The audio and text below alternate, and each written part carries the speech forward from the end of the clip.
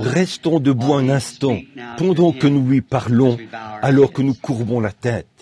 Notre Père Céleste, nous sommes vraiment reconnaissants de ce moment où nous pouvons de nouveau nous tenir ici pour présenter l'Évangile à cette ville de Chicago, étant donné que ces gens-ci, ces chrétiens, ont à cœur de voir les gens d'ici être sauvés. Et Père, nous savons que nul ne peut venir si tu ne l'attires premièrement. Jésus l'a dit, et nous croyons que toutes les semences prédestinées qui se trouvent dans cette ville maintenant, il n'y a rien qui puisse les empêcher de recevoir la lumière de l'Évangile. Tu l'accorderas, Seigneur, tu y veilleras pour t'assurer que cela les atteint. Tu présentes le message et je crois que tu es capable et que tu amèneras la lumière de l'Évangile, ceux que tu as destinés à la voir. Ainsi, ô Père, alors que nos lumières luisent et que nous déployons des efforts, tout ce que nous pouvons faire pour apporter ce glorieux Évangile du temps du soir. Les vagues du péché sont vraiment en train de déferler, l'incrédulité de tous côtés. Oh, nous sommes confrontés à tant de choses horribles. Mais nous avons l'assurance quand l'ennemi viendra comme un fleuve, la parole de Dieu élèvera un étendard contre lui. Père, tu l'as promis et nous t'en remercions. Alors, aujourd'hui, aide-nous comme nous nous installons maintenant. Je te remercie pour le jubilé de ce matin, pour ces merveilleux cantiques, ces merveilleux témoignages et tout ce qui a été fait. Et maintenant, puissions-nous regarder à ta parole, Seigneur, afin d'y puiser la force nécessaire pour la journée. Nous le demandons au nom de Jésus. Amen. Vous pouvez vous asseoir. Un grand merci de m'avoir invité à me joindre à vous ici. Et maintenant, je veux remercier cette petite dame pour son cantique. C'était vraiment merveilleux. Je crois que c'était la première fois que je l'entendais chanter. Et puis, bien sûr, notre frère Mel Johnson, ici. Je lui ai demandé de chanter ce cantique, là. Souviens-toi de moi. Nous l'avons à la maison. Et je veux en avoir un nouveau. Billy Paul, je pense qu'il les écoute en boucle. Il les fait jouer pendant que les gens sont au bureau. Ça joue en permanence pour les gens qui viennent de partout dans le monde. Si vous venez au bureau, vous entendrez régulièrement chanter Mel Johnson sur la bande. Ainsi donc, quand je me sens un peu épuisé et fatigué, je vais m'asseoir quelque part dans une pièce et j'augmente le volume de l'un des haut-parleurs. Et j'écoute ça de nouveau. Donc, nous sommes très reconnaissants pour ces bons chanteurs. Et je pense au moment où nous traverserons le fleuve du Jourdain. Je veux entendre cette voix splendide de Mel Johnson, fusionnée avec celle d'Einar Ekberg et de beaucoup d'autres grands chanteurs qui ont traversé le fleuve. Donc, nous attendons ce moment-là. Je tiens à remercier mon bon ami ici, le docteur Lee Vail, un ancien ministre baptiste, un excellent érudit et un homme formidable, qui m'a précédé cette semaine et a présenté le ministère à sa manière de le faire. Il a été d'une grande aide pour moi ici, dans cette série de réunions. Lorsque nous tenons ces services, la prière pour les malades, bien des fois, devant les gens, nous appelons cela un service de guérison. Mais bien sûr, nous sommes conscients que nous ne pouvons pas guérir les gens. Nous prions simplement pour les gens. Quelqu'un a dit, il y a quelque temps, il a dit, « Frère Branham, avez-vous guéri un tel ?» J'ai dit, « De ma vie, je n'ai jamais guéri qui que ce soit, mais j'ai reçu des réponses directes aux prières, parce que Jésus l'a promis, et je le crois. » Je me souviens du soir où la photo de cet être glorieux, le Saint-Esprit, mentionné dans Exode 13, 22, je crois, ou 21, où il est dit que la colonne de feu ira devant toi pour te conduire sur le chemin. Et cette colonne de feu qui était avec Moïse, elle allait devant eux.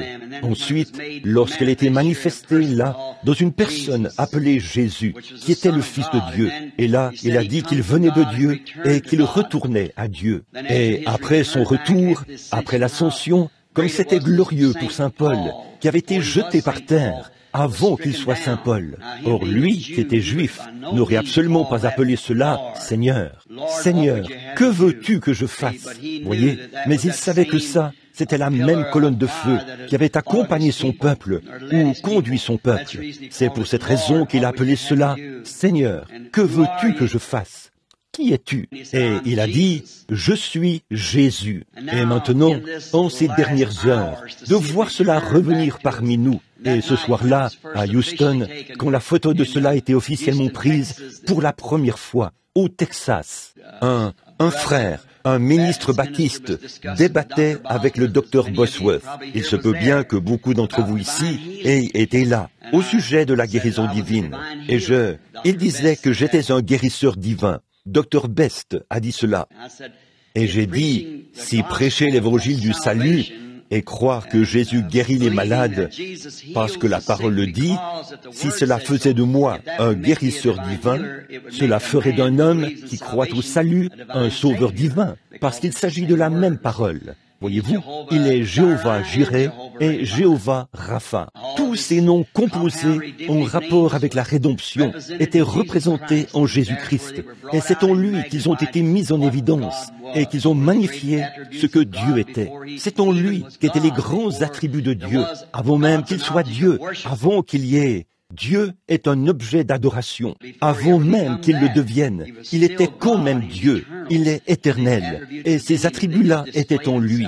Et ces attributs s'expriment tout simplement comme Père, comme Fils, comme Sauveur, comme guérisseur. Ce sont simplement les attributs de Dieu qui s'expriment. Nous sommes donc reconnaissants d'avoir le privilège de savourer ce merveilleux moment de communion fraternelle et l'assurance de notre salut par les attributs de Dieu qui est le Sauveur. Que son nom soit loué. Maintenant, je veux remercier Frère Vail, un homme capable d'expliquer ces choses. Je ne suis pas un théologien, comme tout le monde le sait. Je n'ai simplement pas l'instruction. J'ai écouté prêcher ce petit frère-là de l'Institut biblique Moody lorsqu'il s'est tenu ici, et je me suis dit, oh, comme j'aimerais avoir l'instruction de ce jeune homme. Et j'ai confiance que Dieu, qui lui a donné cette vision, l'utilisera. Comme je prends de l'âge et que j'avance sur la route, ces jeunes hommes s'élèveront pour apporter cet évangile avec plus de puissance que maintenant, au fur et à mesure que les générations se succèdent et que l'ennemi entre. Dieu élève continuellement l'étendard toujours plus haut, jusqu'au moment où finalement nous rencontrerons Christ.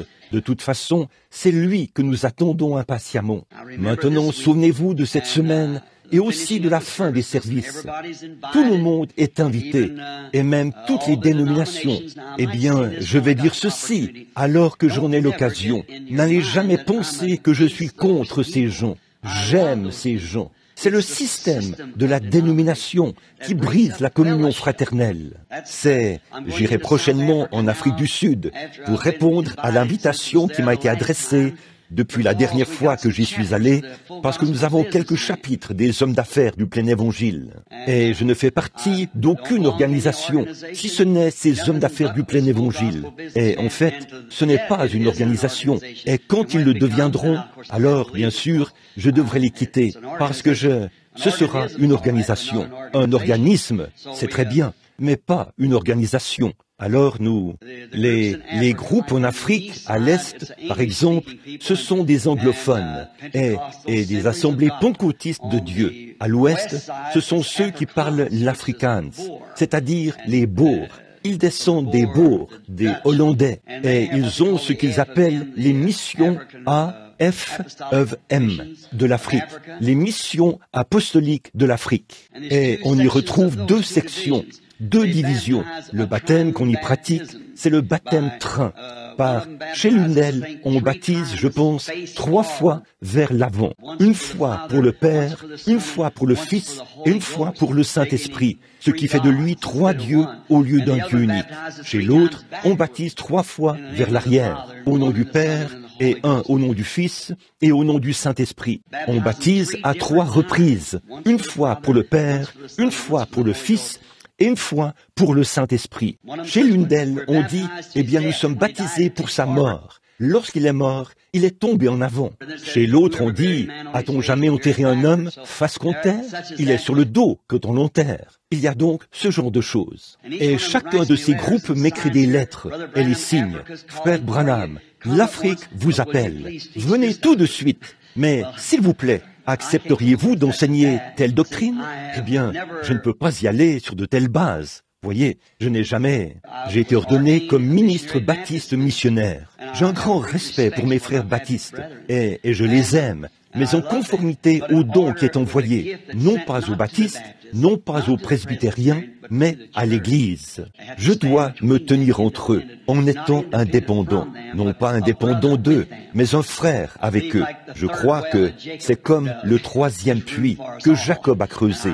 Il y a de la place pour nous tous. Je le crois. Il y a de la place à la source pour chacun de nous, pour quiconque veut. Bon, certes, il y a... Eh bien, je ne les appellerai pas des opposants, mais il y a des gens qui n'acceptent pas le message.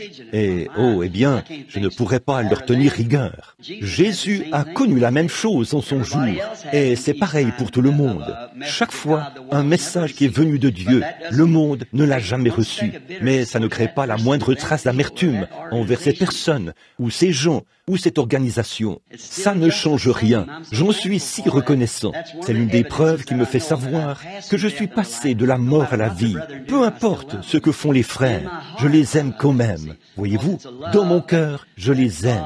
Vous voyez, parce que c'est un amour que Dieu a mis dans mon cœur pour mes frères. Et maintenant, que le Seigneur vous bénisse. Et maintenant, avant d'aborder la parole, je vais demander à un de mes très chers amis, un jeune ministre qui est assis ici, il avait en quelque sorte un complexe. Lui et sa petite femme avaient l'habitude de toujours venir chez moi et il restait assis là. Il ne parlait pas et il ne posait qu'une seule question. « Frère Branham, qu'en pensez-vous ? Le Seigneur m'a-t-il appelé au ministère ?» Et je voyais le potentiel de ce jeune homme qui était issu d'une bonne institution biblique, mais il lui manquait quelque chose.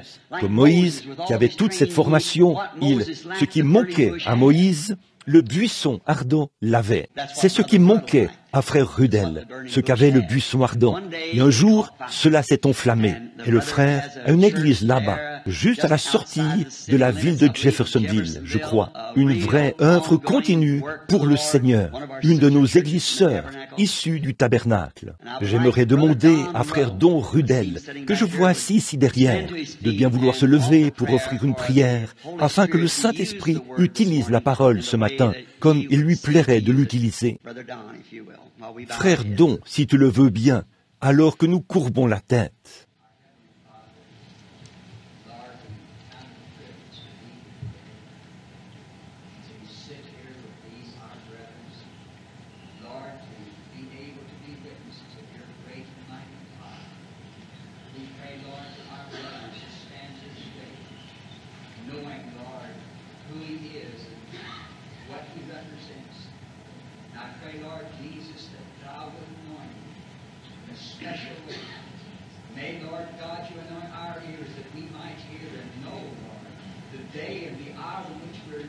Yes, Lord. Bless my brother, Lord. May you anoint him with a mighty anointing that he might break the word to us. And may, Lord God, we take hold of every word and weigh it into the future. Because truly, Lord, you're in our midst speaking your word as never before. May, Lord God, you bless our brethren using, Lord God, to bring about the coming of the Lord Jesus Christ. Grant it, Lord, now. May your presence surround him, Lord. May he speak the word with the authority that you've given him. In the name of the Lord Jesus Christ, we ask for it. Amen. Prenons maintenant le passage de l'Écriture pour notre lecture. Alors que j'ai changé ce que j'allais dire ce matin, ce que j'avais à l'esprit, après avoir entendu parler de la voix des hommes d'affaires. Vous savez, j'avais moi-même ma petite idée à ce sujet. Prenons donc Marc, chapitre 10, et commençons au verset 17. Je crois que c'est comme ça que je l'ai noté ici. Comme Jésus se mettait en chemin, homme accourut et se jetant à genoux devant lui. « Bon maître, lui demanda-t-il, que dois-je faire pour hériter la vie éternelle ?» Jésus lui dit, « Pourquoi m'appelles-tu bon? Il n'y a de bon que Dieu seul. Tu connais les commandements. Tu ne commettras point d'adultère. Tu ne tueras point. Tu ne déroberas point. Tu ne diras point de faux témoignages. Tu ne feras tort à personne. Honore ton père et ta mère. Il lui répondit, « Maître, j'ai observé toutes ces choses dès ma jeunesse. » Jésus, l'ayant regardé, l'aima et lui dit, « Il te manque une chose. Va et vends tout ce que tu as. Donne-le aux pauvres. Et tu auras des trésors dans le ciel. Puis viens, prends ta croix et suis-moi. » Mais affligé de cette parole-ci, cet homme s'en alla tout triste, car il avait de grands biens. Puisse le Seigneur ajouter ses bénédictions à la lecture de la parole.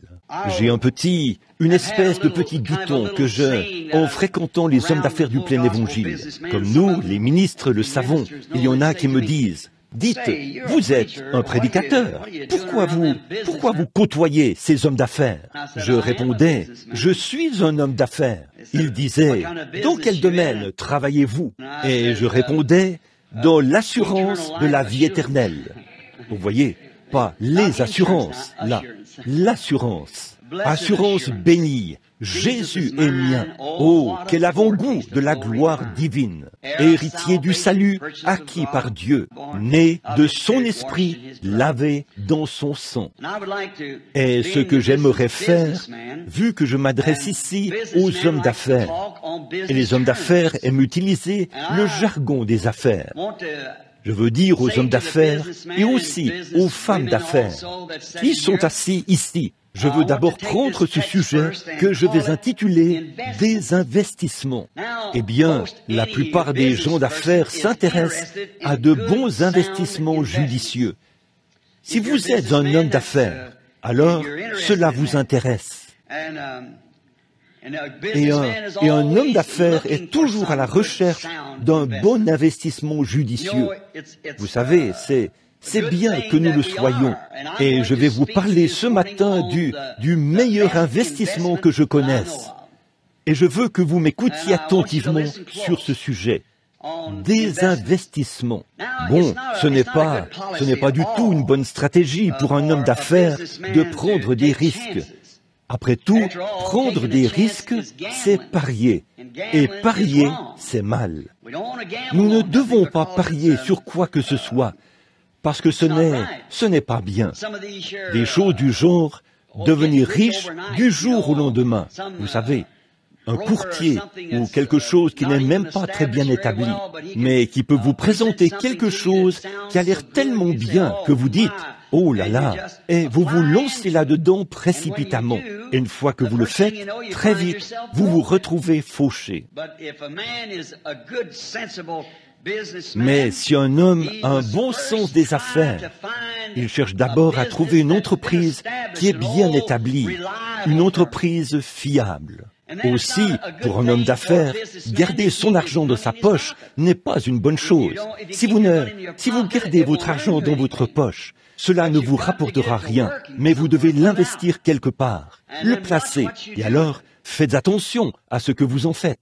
Là, je pense que c'est un genre de jargon des affaires, que nous, je pense que c'est une bonne chose et que c'est logique que nous réfléchissions dans ce sens par rapport à ce que je vais dire.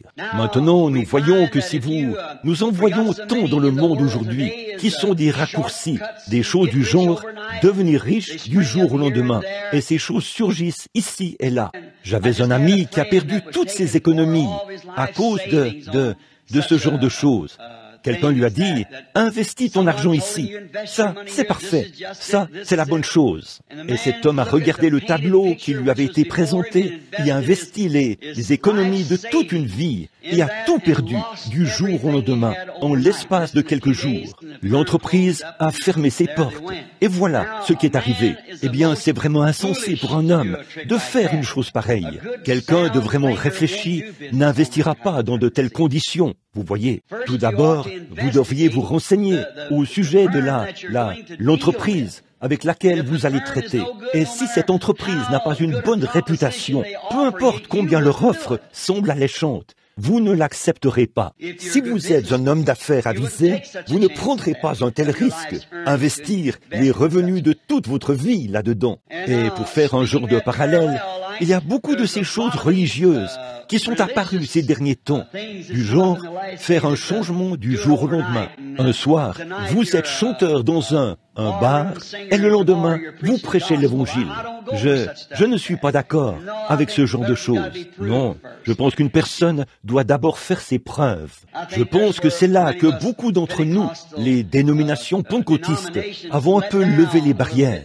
En effet, nous prenons une femme. Un soir, elle fait du striptease sur l'estrade quelque part. Et le lendemain soir, elle est là, à chanter quelque part. Puis elle sort avec une Bible sous le bras, car le Seigneur l'a appelée à prêcher. Je n'en doute pas, c'est très bien. Mais je pense que cette femme devrait d'abord faire ses preuves. C'est vrai, que cela fasse ses preuves, que la semence croisse pendant quelque temps pour voir le genre de vie qui se trouve derrière cela. En effet, même les gens qu'elle fréquentera ne croiront pas son témoignage à elle, ni son témoignage à lui, qu'il s'agisse d'un homme ou d'une femme. Si on la voit un soir, ou lui un soir dans un bar, et le soir suivant en train de prêcher l'Évangile ailleurs, les gens diront, voyons donc, quel genre de supercherie est ça? Mais si pendant un temps, cette femme mène une telle vie dans la ville et devant les gens, si bien qu'on voit un changement chez cette femme, alors son témoignage fera une vive impression. Jusque-là, il vaudrait mieux pour elle de mener cette vie-là, jusqu'à ce que ce soit prouvé. Donc, nous ne voulons pas de ces choses du genre devenir riche du jour au lendemain. Et nous ne voulons pas garder cela, parce que si vous gardez votre argent, je vous le dis, les voleurs viendront le voler. Et si vous avez quelque chose dans votre cœur pour Dieu, et que vous ne l'exprimez pas, et tout, et que vous remettez continuellement cela plus tard, eh bien, je le ferai plus tard. Plus tard, ce petit désir de servir Dieu que vous aviez, à un moment donné, vous sera ôté. Le diable viendra vous le voler. Et là, vous n'aurez aucun désir de le servir. Donc, si vous avez le moindre désir, il doit y avoir quelque chose qui vous a même amené à venir à ce petit déjeuner ce matin. Il y a quelque chose. La foi vient de ce qu'on entend. Ce qu'on entend vient de la parole. Et il doit y avoir un désir. Sinon, vous ne seriez même pas ici. Maintenant, ne laissez pas ce désir se réduire à quelque chose comme adhérer ou serrer la main ou être aspergé ou quelque chose de ce genre. Cherchons une véritable entreprise bien établie, quelque chose de réel. Très bien. Une bonne entreprise fiable qui rapporte de gros dividendes. C'est là que vous devez investir, dans quelque chose qui en vaut la peine.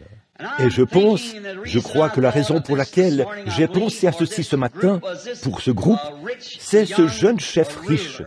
Ce jeune homme, tel que nous le connaissons, et qu'on appelle le chef riche, c'était un jeune homme qui avait sans doute un bon caractère. Il avait grandi dans un bon foyer, peut-être dans un foyer très religieux, vu la façon dont il a abordé le Seigneur Jésus. Vous savez, Jésus lui a dit, « Observe les commandements. » Et il a dit, « Ça, je l'ai fait. Je les observais depuis ma jeunesse. » J'ai fait tout cela. Vous voyez, il avait reçu une bonne éducation. Cela compte énormément, parce qu'en temps normal, il n'aurait probablement jamais approché Jésus. Mais quelque chose au sujet de Jésus a dû attirer son attention. Quelque chose de différent de ce à quoi il avait été habitué dans sa synagogue.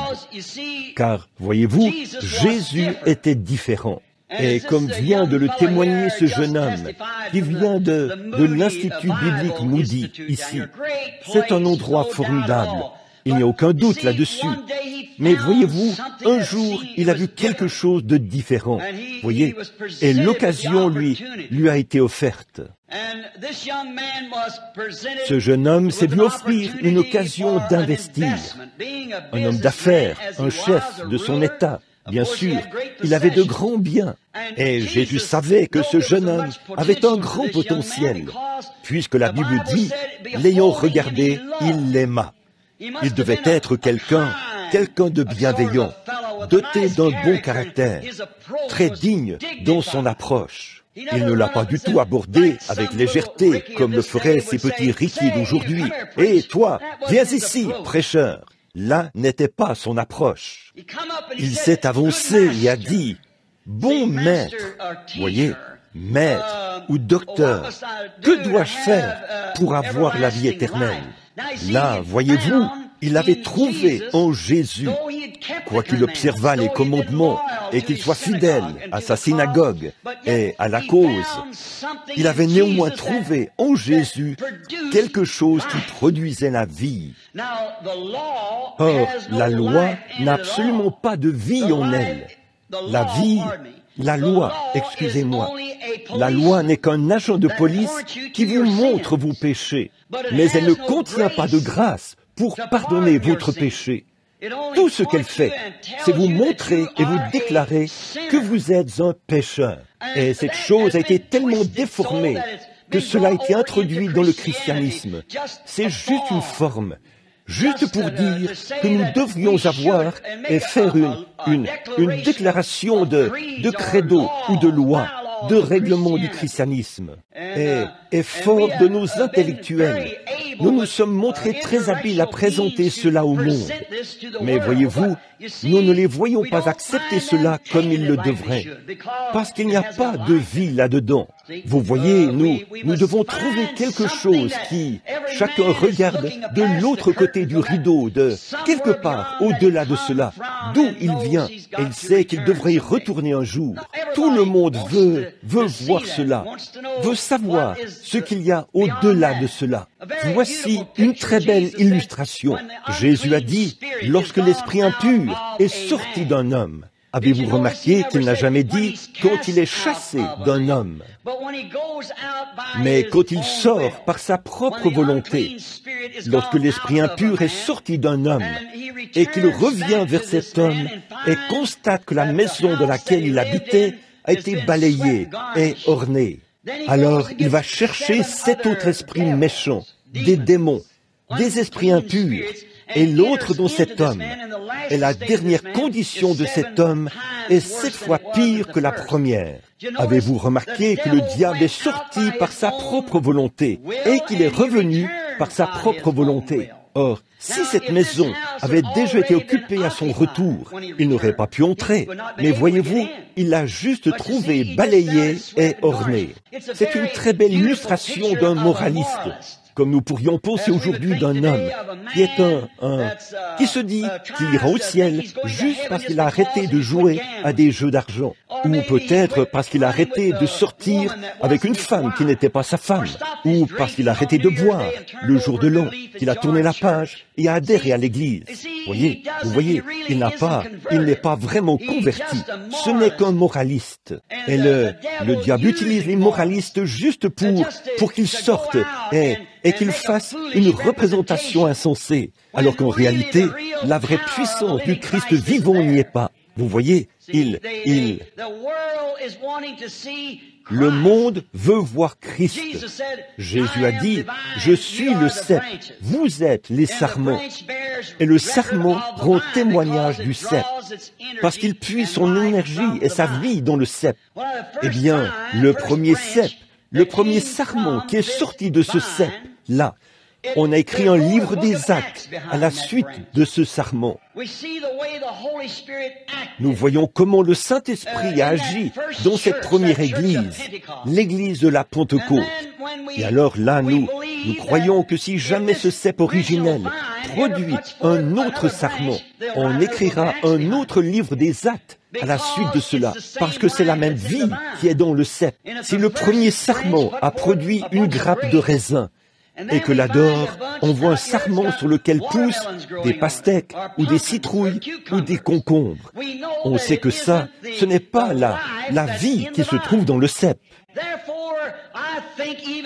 C'est pourquoi je pense que même si nous disons être des pentecôtistes, nous ne sommes pas arrivés à être un exemple de la vraie chose que Christ a prévu que nous soyons. Le Saint-Esprit est la vie de l'Esprit. Vous voyez, parfois nous mettons en avant les sensations, nous mettons en avant la joie. Mais, et c'est bien, mais il y a plus que ça. il y a un fruit qui est lié à cela. Et c'est ce fruit de l'Esprit que celui qui a faim recherche. Et c'est la qualité qui était en Jésus. En effet, Jésus n'était pas un homme ordinaire. Jésus était Dieu. Il n'était rien de moins que Dieu. Il n'était pas qu'un prophète, mais il était quand même un prophète. Il était le Dieu prophète. Il était la maison dans laquelle habitait la totalité de Dieu. En lui habitait la plénitude de la divinité corporellement. Dieu est descendu afin de devenir homme, pour pouvoir mourir. Dieu ne pouvait pas mourir en tant qu'esprit, puisqu'il ne pouvait pas mourir. Il est éternel. Il ne pouvait pas mourir, mais Dieu pouvait prendre une forme qui lui permettrait de ressentir de la douleur, de ressentir cela et de souffrir. En tant qu'esprit éternel, Dieu ne pouvait pas souffrir, mais quand il est devenu homme, il pouvait souffrir, ressentir la douleur et les tentations que les hommes subissaient, comme Adam et Ève dans le jardin d'Éden, et toute personne depuis ce temps-là. Il fallait qu'il devienne cela, afin d'accomplir sa propre loi, d'appliquer sa propre loi à lui-même. Il n'aurait pas pu être la deuxième personne. Il n'aurait pas pu être la troisième personne. Il n'aurait pu être rien d'autre que la personne elle-même. Voyez, forcément, si j'avais la juridiction sur cette assemblée ce matin, autant qu'il l'a sur la terre, et que je disais, quiconque regarde le poteau doit mourir. Puis, cette jeune femme catholique qui est assise ici regarderait le poteau. Eh bien, je dirais, après tout, c'est juste une nouvelle parmi nous, qu'elle meurt. Mais j'éprouverais quand même de la pitié pour cette dame. Je dirais, bon, que cet homme-ci meure à sa place. Non, ce ne serait pas juste. Eh bien, je dirais, mon fils, Billy Paul, je ferai mourir Billy Paul à sa place. Ce n'est toujours pas juste. Et pour cause, cette peine retombe sur quelqu'un d'autre, et j'en suis exempté. Mais le seul moyen pour moi d'être juste, comme Dieu est juste, c'est de prendre sa place. Je dois prendre sa place. C'est pourquoi il fallait que Dieu soit manifesté en chair pour souffrir la mort. C'était le seul moyen pour lui de mourir, et par cet acte, il a apporté la rédemption. Et en Jésus, ce jeune homme a vu quelque chose de plus qu'il n'en voyait dans les commandements. Bon, je suis conscient de ceci, messieurs. Peut-être pas dans la foi que nous essayons de représenter. Nous sommes de piètres représentants de ce que nous essayons de dire. J'ai moi-même la tête et le cœur incliné. Le message qui m'a été donné pour l'Église de ce jour-ci, j'en suis un piètre représentant. Et ma vie, quoique j'essaye de faire ce qui est bien, j'ai des hauts et des bas. Mais je ne vous demande pas de regarder à ce que je suis. Regardez à ce que je dis, à celui dont je parle. C'est le Seigneur Jésus. C'est en lui que se trouve le salut. Et ce jeune homme a vu que cet homme avait certainement Dieu en lui. Il pouvait sonder le cœur des gens, y voir ce qui n'allait pas et le leur dire. Il pouvait ressusciter les morts après qu'ils étaient morts. Eh bien, il savait que la loi ne faisait rien de tel. Il savait que sa propre Église ne faisait pas de tels miracles. Mais il était conscient que le Dieu d'Abraham, d'Isaac et de Jacob était vivant. Il ne pouvait pas mourir. Mais il a vu tout ce que Dieu était dans cet homme appelé Jésus. Et son cœur a eu faim. Et il le savait. Il était pourtant membre d'une église, un bon membre d'église. Peut-être que son père faisait partie des gens importants, un administrateur, ou l'un des grands dirigeants, ou quelqu'un du conseil. Ce jeune homme avait été élevé sous cette loi. Il l'observait avec déférence et la respectait. Mais tout au fond de lui, quelque chose soupirait après quelque chose de plus. J'espère que c'est ce qui est dans le cœur de chaque homme et de chaque femme ici ce matin. Trouvez quelque chose de réel. Souvenez-vous, vous ne pouvez pas revenir à la vie pour avoir une deuxième chance. C'est maintenant que vous devez l'obtenir. L'arbre tombe du côté où il penche.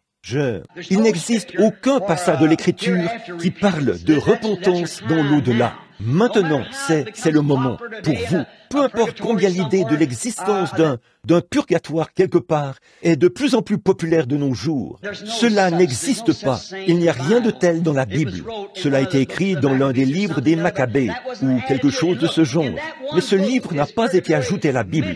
Regardez, c'est dans ce seul livre qu'il est fait mention du purgatoire. Mais dans le reste de la Bible, il n'en est fait mention nulle part. Et après tout, quand Jésus a parlé de ce même jeune homme, après sa mort, il a dit, il y a un abîme qu'aucun homme n'a jamais franchi et ne franchira jamais après la mort. Voyez? Et une fois que Jésus le dit, c'est réglé. Alors, nous voyons par là que cette fin de cela, de devenir un compagnon, ou pas un compagnon, mais cette source de vie qui existait en Christ. Ce jeune homme voulait en faire partie, exactement ce que Jésus était venu donner, la nouvelle naissance. Voyez, c'est ce que nous avons aujourd'hui, l'occasion de recevoir la nouvelle naissance, afin de devenir une partie de Dieu. Vous voyez, des fils et des filles de Dieu. Vous comprenez? Remarquez, c'est comme ce qu'il en est du péché. Il y a belle lurette que là, l'Église a oublié sa place. La dénomination, en s'éloignant aveuglément de ceci, par des aveugles qui conduisent des aveugles. Regardez, si j'avais une goutte d'encre noire, là, dans ma plume, et que j'avais là une tasse remplie de décolorants, ou une bassine remplie de décolorants, ce que les femmes utilisent. Bon, autrefois, le décolorant, eh bien, quand j'avais une tache sur ma chemise, quand j'étais un petit garçon, maman prenait du kérosène, ou de la térébenthine, ou quelque chose de ce genre, et elle l'appliquait dessus pour essayer d'enlever la couleur de la tache. Par ce qu'elle faisait, la tache ne faisait que s'étaler. Alors, ce n'était plus juste un point, mais maintenant, ils ont fabriqué quelque chose qu'on appelle du décolorant. Et, ce décolorant élimine cette tache sur le champ. Eh bien, il y avait une loi de Dieu qui faisait que le sang d'un agneau n'ôtait pas le péché. Ça ne faisait que le disperser. Et quand l'homme a péché, il a franchi le grand abîme.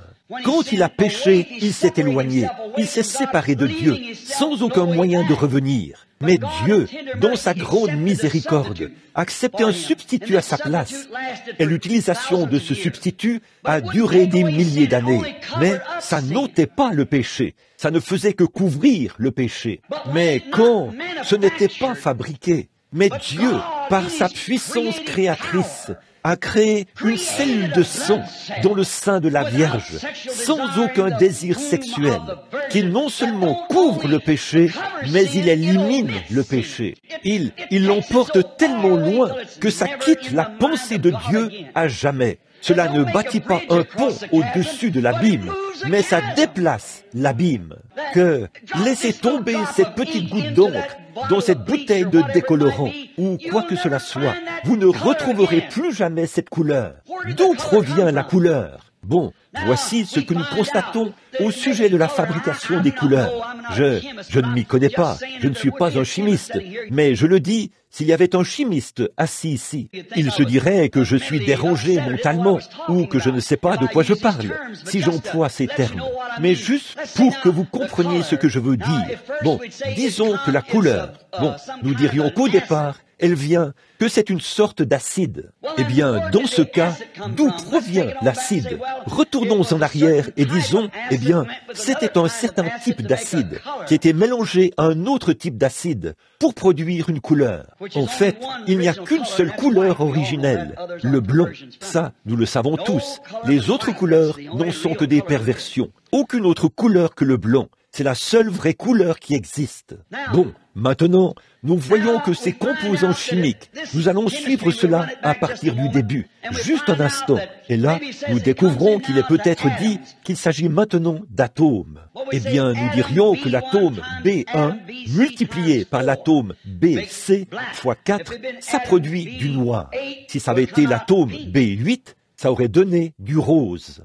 Puis, la molécule multipliée par la molécule multipliée par telle et telle donne du noir. Ça montre donc qu'il y avait une intelligence derrière cela, pour que cela produise du noir. Ainsi donc, si on remonte plus loin que ça, et encore plus loin, on verra que tant que c'est une création, ça doit provenir d'un créateur. Il ne peut pas y avoir de création sans créateur. Alors nous voyons que quand ceci se produit, et toute couleur est une perversion, et tout ce qui n'est pas un fils de Dieu pur et sans mélange est une perversion. Et le péché, qu'est-ce que c'est? C'est la justice pervertie. Qu'est-ce qu'un adultère? C'est une perversion de l'acte que Dieu a prescrit pour remplir la terre. Un mensonge. Qu'est-ce que c'est? C'est la vérité déformée. Vous voyez donc maintenant que tout ça n'est qu'une perversion. Et la couleur originelle, c'est le blanc. Nous devons ramener ceci au blanc. Mais c'est noir. Il y a une perversion quelque part. Mais lorsqu'elle tombe là-dedans, lorsque cette encre tombe dans le décolorant, cela la ramène complètement au départ. Elle devient tout à fait blanche comme le décolorant. Vous ne la retrouverez plus jamais. C'en est fini d'elle pour toujours. Maintenant, toutes vos sensations, comme nous, les pentecôtistes, nous aimons bien sauter et pousser des cris. Je le fais aussi. Je crois que c'est très bien. Nous aimons parler en langue. Je crois que c'est un don de Dieu. Le diable peut imiter tout ce que vous pouvez produire dans ce domaine. Mais remarquez, cela montre donc que quelque chose cloche, que la vie de Christ ne circule pas dans l'Église comme il faudrait. Au sein du corps de l'épouse, ça ne circule pas comme il faudrait. Donc, vous voyez que c'est obstrué quelque part. Remarquez, lorsque vous confessez vos péchés et que vos péchés tombent dans ce décolorant qui est le sang du Fils de Dieu, cela pardonne le péché à un point tel qu'il est jeté dans la mer de l'oubli de Dieu et il ne peut même plus jamais en avoir le souvenir. Alors, qu'est-ce que cela fait d'un homme, un fils de Dieu? Dieu ne se souvient plus que vous étiez un pécheur. Vous êtes un fils, vous êtes une fille. Tout souvenir du péché a disparu. Dieu les jette dans la mer de l'oubli, dans le décolorant. La mer de l'oubli, c'est le sang de Christ qui était versé pour vous. Ainsi donc, Dieu et vous êtes père et fils, par la grâce de Jésus-Christ. Pas à cause de quelque chose que vous avez fait, mais par sa grâce. Vous êtes des fils et des filles de Dieu, et vous avez part à ses bénédictions, à sa puissance et à sa vie. Sa vie est en vous, parce que vous êtes un fils de Dieu. Oh, si l'Église pouvait, si seulement nous pouvions être un exemple de cela. Ce n'est pas étonnant que Jésus ait dit, « Si vous demeurez en moi, et que ma parole demeure en vous, alors demandez ce que vous voudrez. » Voyez, les œuvres que je fais, Jean 14, 12. Celui qui croit, celui qui me confesse et qui croit en moi, voyez-vous, il fera aussi les œuvres que je fais, car Dieu est dans le croyant, exactement comme il était en Christ, pas dans sa plénitude comme il était en Christ, mais il est en vous, tout comme il était en lui, parce que vous êtes un fils de Dieu par Jésus-Christ. Oh, combien ce jeune homme, par sa vie religieuse, a pu voir que c'était quelque chose qui se trouvait dans le Seigneur Jésus. Il a fait face à ce problème de venir voir Jésus, pourtant cela allait à l'encontre de son Église. Mais il a eu l'audace, il y avait ce quelque chose en lui qui voulait savoir, une faim, et il est venu voir le Seigneur Jésus. Et à ce jeune homme, je pense que l'occasion d'effectuer cet investissement a été offerte. Mais un tel investissement ne l'intéressait pas. Pour lui, ça aurait été bien s'il pouvait continuer à profiter de la vie avec ses amis et continuer à mener la vie qu'il menait et s'y affilier sans pour autant abandonner ces choses. Or, c'est là que nous voyons le grand problème aujourd'hui. C'est que l'Église connaît l'Écriture. Tenez, l'institution d'où vient ce jeune homme ici, et c'est ce frère Baptiste assis ici, ils connaissent cette parole, ils étudient la parole, et pourtant ils disent, eh bien, nous croyons cela, nous l'acceptons. C'est comme un flacon de médicament, un remède. Vous voyez, pas un remède pour la moralité. Cela reproduit la vie de Christ. Voyez, si vous prenez l'Évangile, alors vous devenez une partie de l'Évangile. Et si vous devenez une partie de cela, comme Pierre, Jacques, Jean et les autres le sont devenus à la Pentecôte, Votre vie est un autre livre vivant des actes. C'est immanquable. Jésus a dit dans Marc 16, « Voici les signes qui accompagneront ceux qui auront cru. » Mais les gens vont étudier, ils vont dans des séminaires, des écoles, pour étudier ces choses. Mais ils n'en veulent pas du tout eux-mêmes. Pourtant, ils pensent savoir ce qu'il faut. Oui, ils pensent savoir ce qu'il faut. Mais les actions parlent plus fort que toutes les paroles. Vous voyez, votre vie le prouve. Peu importe ce que vous êtes. Et ce jeune homme n'était pas intéressé par une telle chose, bien que ce grand investissement n'était pas une aventure incertaine. Ce n'était pas simplement quelque chose où Jésus lui avait demandé « Viens vite, lance-toi là-dedans ». Jésus avait été parfaitement identifié comme étant le Fils de Dieu. Comment un homme pouvait-il se rendre à un sépulcre où gisait un homme mort et dire « Lazare, sors ». Si ce n'était pas Dieu, comment un homme pouvait-il se tenir dans une barque alors que 10 000 démons de la mer avaient juré de le noyer, lui et ses disciples, ce soir-là, et poser son pied sur le bastingage de la barque, lever les yeux et dire « Silence, tais-toi !» Et les vents et les flots lui obéissaient. Comment un homme pouvait-il plonger le regard dans un cœur humain et dire « Tu as fait telle et telle chose, et telle et telle chose ?» Ça ne pouvait être que Dieu. C'était parfaitement confirmé. On ne lui demandait pas d'investir dans quelque chose qui n'était qu'une pensée mythique ou une secte. Son investissement serait en quelque chose qui avait été parfaitement bien identifié. S'il avait dit « Bon, je ne sais pas de quoi cela retourne », mais voyez-vous, il l'a appelé « bon maître ». Il savait qu'il y avait là quelque chose, mais il n'était pas prêt à prendre le médicament, parce que Jésus lui demandait de faire quelque chose. C'est ce qui fait obstacle aux hommes aujourd'hui, c'est qu'ils croient que Dieu existe. Il n'existe aucun homme qui, ayant toute sa tête, ne sache pas que Dieu existe, parce qu'il ne reconnaît pas l'existence de Dieu. La Bible dit clairement qu'il est dérangé mentalement. C'est un insensé. Vous voyez, la Bible dit, l'insensé dit en son cœur, il n'y a point de Dieu. Bon, mais s'il croit que Dieu existe, mais il ne veut quand même pas se séparer, exactement comme Jésus le demandait à ce jeune homme d'affaires, pour effectuer ses investissements. Il a vu en Jésus quelque chose que les autres hommes n'avaient pas. Il a vu que Jésus avait quelque chose que les sacrificateurs n'avaient pas. Il a vu quelque chose que les rabbins, les docteurs, aucun d'entre eux n'avait cela. Mais il a reconnu cela en Jésus. Et il a reconnu que c'était Dieu. Mais il s'est dit, eh bien, si je peux faire partie de ce groupe-là, eh bien, sans avoir à renoncer à tout ceci, j'irai vérifier la chose. Mais il a découvert qu'il n'y a qu'un seul chemin pour y entrer. C'est ce que le monde doit apprendre aujourd'hui. Et Christ est ce chemin. Pas une église, pas une affiliation, une dénomination, si bonne soit-elle. Et je n'ai rien contre eux à ce sujet. Et pourtant, vous devez prendre conscience que c'est Christ, la nouvelle naissance. Messieurs, vous, les hommes d'affaires de cette ville, je ne condamne pas vos églises alors que vous êtes assis ici. Nous sommes reconnaissants que vous soyez ici. Mais ce matin, j'essaie de vous vendre une assurance. Je ne cherche pas à vous la vendre.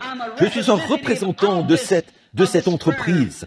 Et je tiens à vous dire que cette police est gratuite. Voyez? Et il est bien identifié sur la terre aujourd'hui que Jésus-Christ est le même, hier, aujourd'hui et éternellement, par ses mêmes œuvres, ses mêmes signes, son même évangile, la même parole de Dieu. Il est parfaitement identifié comme en ce temps-là. Alors, vous êtes ici ce matin pour une raison. Voyez? Pourquoi êtes-vous ici de toute façon? C'est que là, à l'intérieur, il y a un petit tintement qui vous le dit. Bon, je ne vous dis pas de quitter votre église. Retournez à votre église en étant une meilleure personne que lorsque vous l'avez quittée.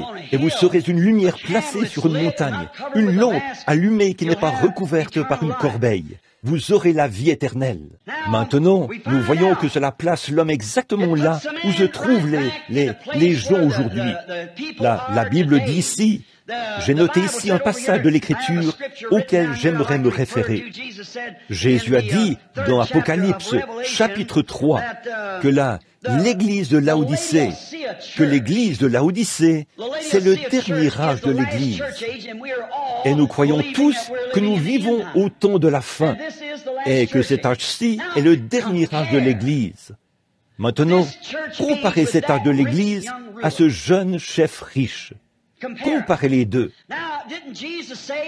Or, Jésus n'a-t-il pas dit, l'Église de Laodicée est riche, elle s'est enrichie et elle n'a besoin de rien. N'est-ce pas là l'état de l'Église aujourd'hui? Et pourtant, Christ s'est dévoilé dans 3 âges de l'Église, avec Luther, avec Wesley et dans l'âge pentecôtiste.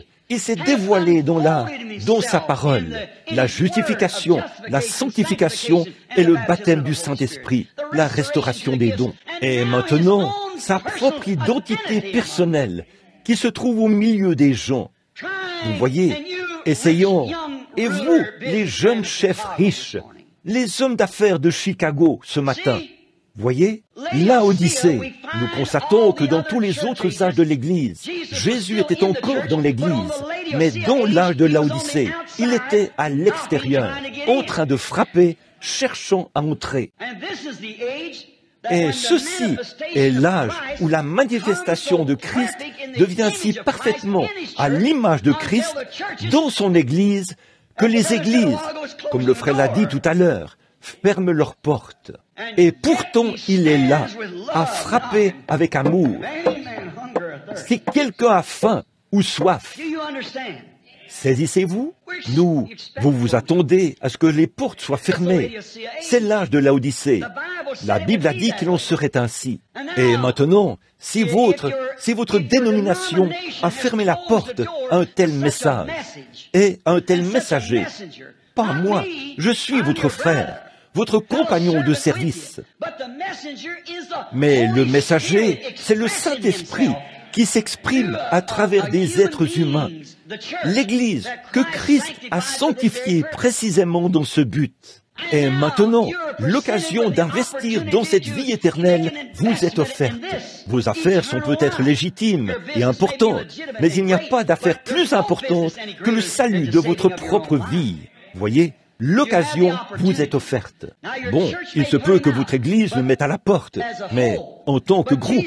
Mais Jésus n'est jamais venu uniquement pour une Église ou pour un groupe en particulier. Il est venu pour des individus.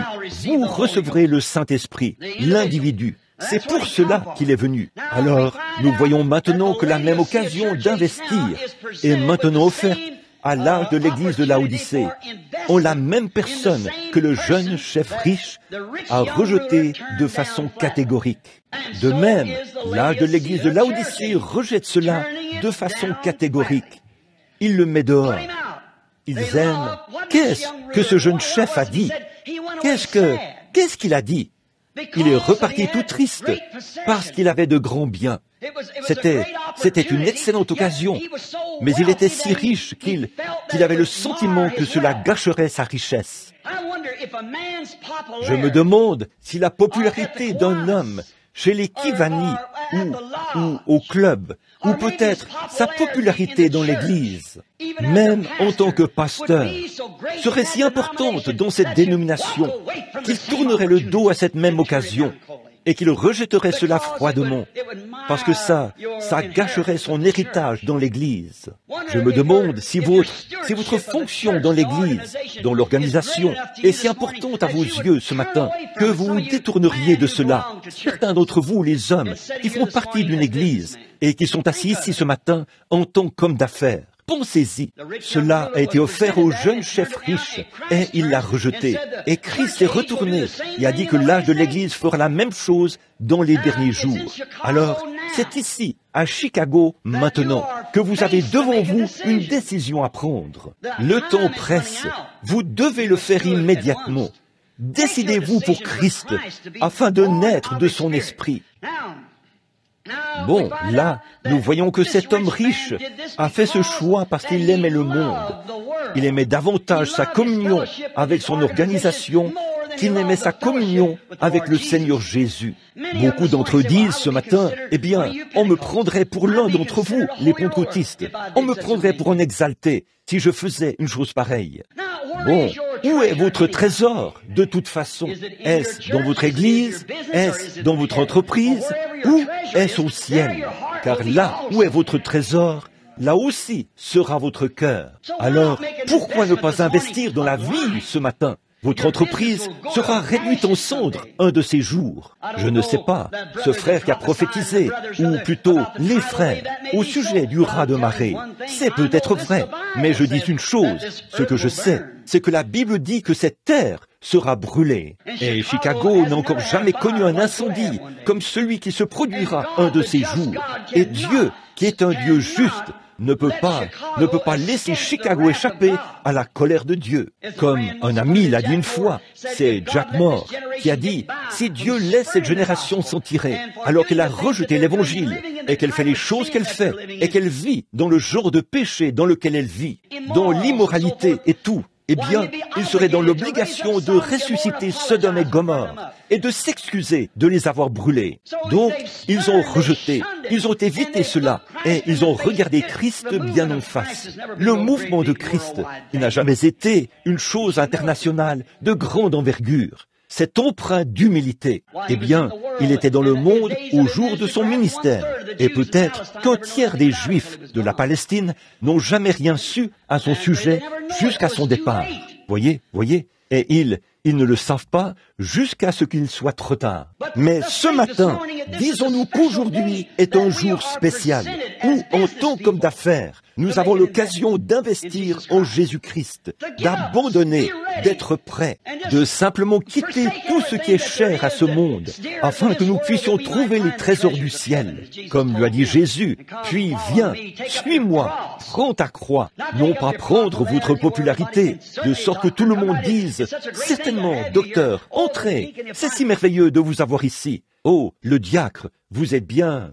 Vous voyez, il s'agit d'une croix. Et vous, on vous traitera peut-être de fou, une hérésie. Et comme Paul, vous pourriez dire en guise de témoignage, selon la voie qu'on appelle hérésie, c'est ainsi que je sers le Dieu de nos pères. Voyez, avant nous, il y a eu des hommes qui ont dû prendre ces décisions. Et souvenez-vous, Saint Paul est le jeune chef riche. On peut les comparer. Paul a lui aussi été un homme à qui s'est présentée une grande occasion. Elle lui était offerte, mais lui, il l'a acceptée. Maintenant, vous pouvez observer quelle était la fin de chacun d'eux et voir quelle sera votre fin à vous. Vous pouvez fonder cela sur la parole, l'immuable plutôt, parole de Dieu, la promesse de Dieu. Dieu ne peut pas faire une chose pour ensuite changer et agir autrement à ce sujet. Et dire qu'il s'était trompé la première fois. Dieu ne peut pas changer. Il est Dieu et Dieu est la parole.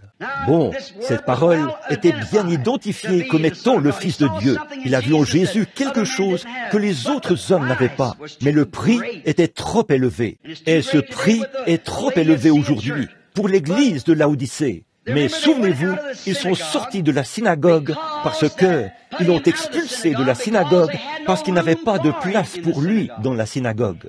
Aujourd'hui, ils expulsent Christ de l'organisation.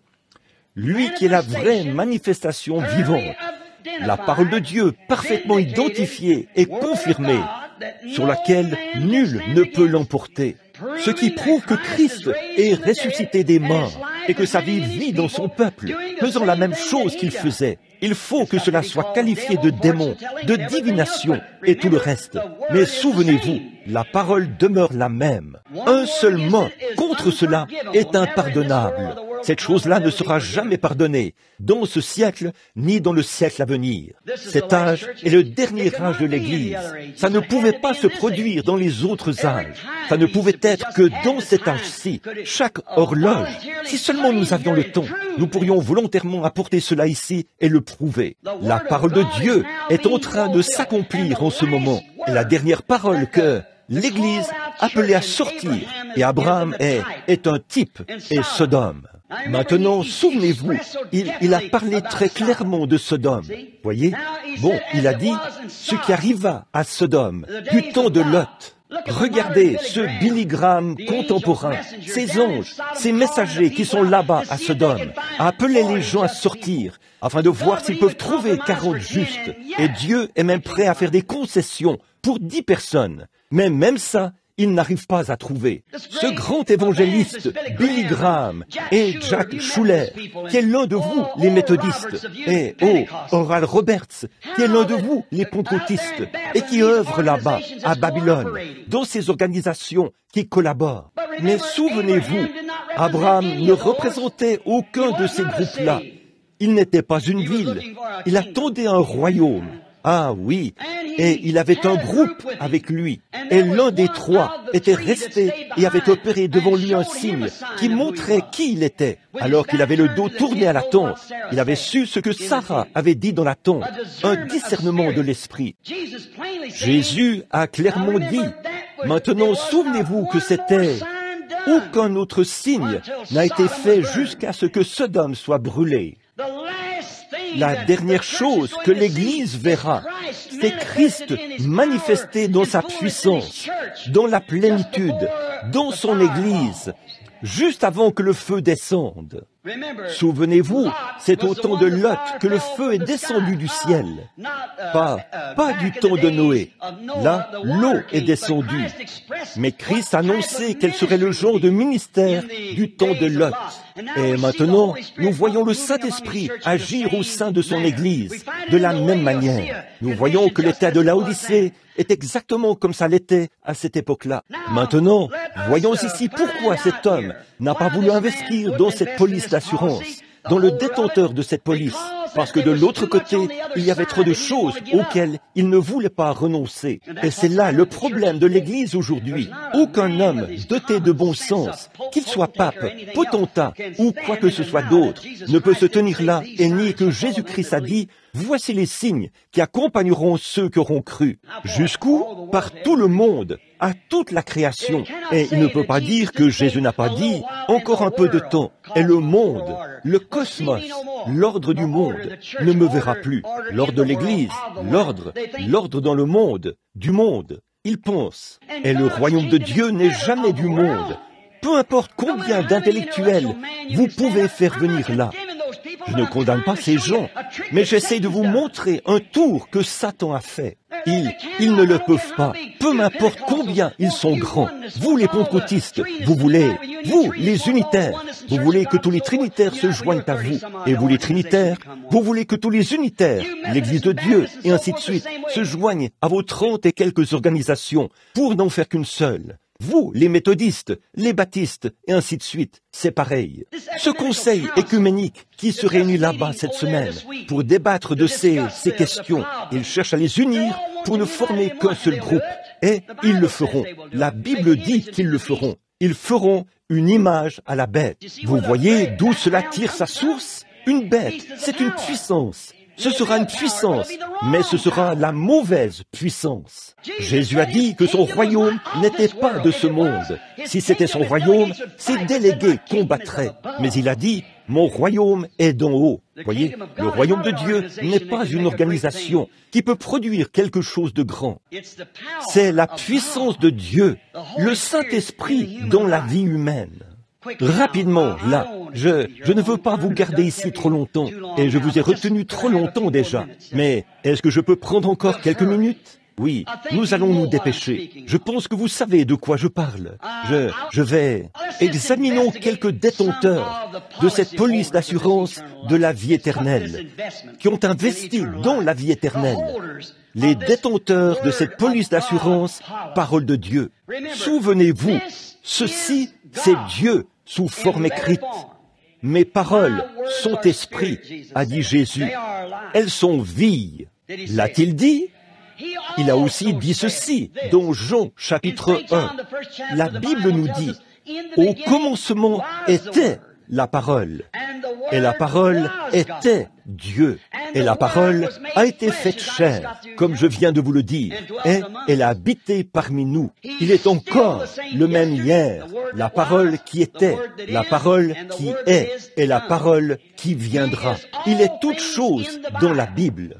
Si vous lisez la Bible et que vous n'y voyez pas Jésus, vous feriez mieux de revenir en arrière et de relire ce passage de l'Écriture, parce que ceci, c'est le témoignage de Jésus-Christ. L'Ancien Testament l'est en type, le Nouveau Testament en est l'accomplissement. Alors, Jésus est celui qui était l'histoire, celui qui était autrefois le commencement, la prophétie. Il était la prophétie, il était l'histoire, il était les psaumes, il était le Seigneur Jésus. Et il est ces choses à venir qui se trouvent dans la Bible. Donc, il est le témoignage de Jésus-Christ est la Bible. Or, la Bible est appelée la parole de Dieu, et Dieu doit juger le monde sur la base d'un étalon. S'il vous a placé ici et qu'il doit vous juger, il faut bien qu'il y ait un étalon. Vous dites, c'est par Jésus-Christ. Chacun a son idée de ce qu'est cela. Cette petite dame qui est là, la dame catholique. Je suis aussi issu d'un milieu catholique, vous savez. Je suis irlandais. Remarquez, là, l'Église catholique dit que c'est elle qui est l'Église. Eh bien, regardez, il y a beaucoup de sortes d'églises catholiques. Laquelle des églises catholiques est-ce? Si c'est l'église romaine, alors l'église orthodoxe grecque est perdue. Et si c'est l'église orthodoxe grecque, l'église romaine est perdue. Si ce sont les luthériens, alors les méthodistes sont perdus. Si ce sont les méthodistes, les baptistes sont perdus. Si ce sont les pentecôtistes, alors tous les autres sont perdus. Mais si ce sont les presbytériens, alors les pentecôtistes sont perdus. Vous voyez, c'est trop déroutant. On ne peut pas comprendre cela. Lequel de ces groupes a raison? Aucun d'entre eux n'a raison. Jésus a dit, « Je suis le chemin et il est la parole, la vérité et la vie. Nul ne peut venir si ce n'est par cela. Ce n'est ni par votre Église, ni par votre credo, ni par votre prière. C'est par Jésus que vous devez venir. Il est Dieu, il est la parole, il est le chemin, il est la vérité, il est la vie. Et s'il y a ici une lampe qui n'est pas allumée, et que vous allumez cette lampe, elle donnera sa lumière. Que va-t-elle refléter?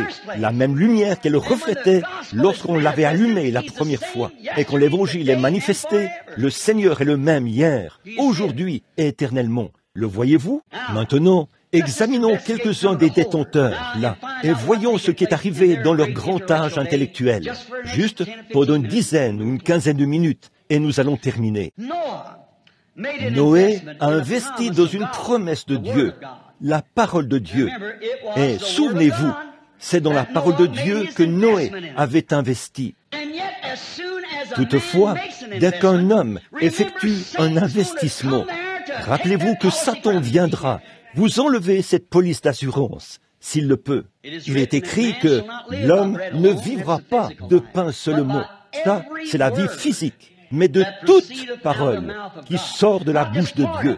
Non pas seulement d'une partie de cela, d'un petit bout ici et là, mais de toute parole. L'homme vivra du pain de vie. Et la parole de Dieu, qu'est-ce que c'est?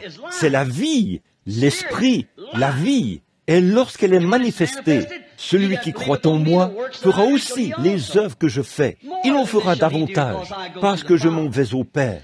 Bon, là, nous voyons que Noé a été mis à l'épreuve quand il a effectué son investissement. Il en sera de même pour vous, mon frère.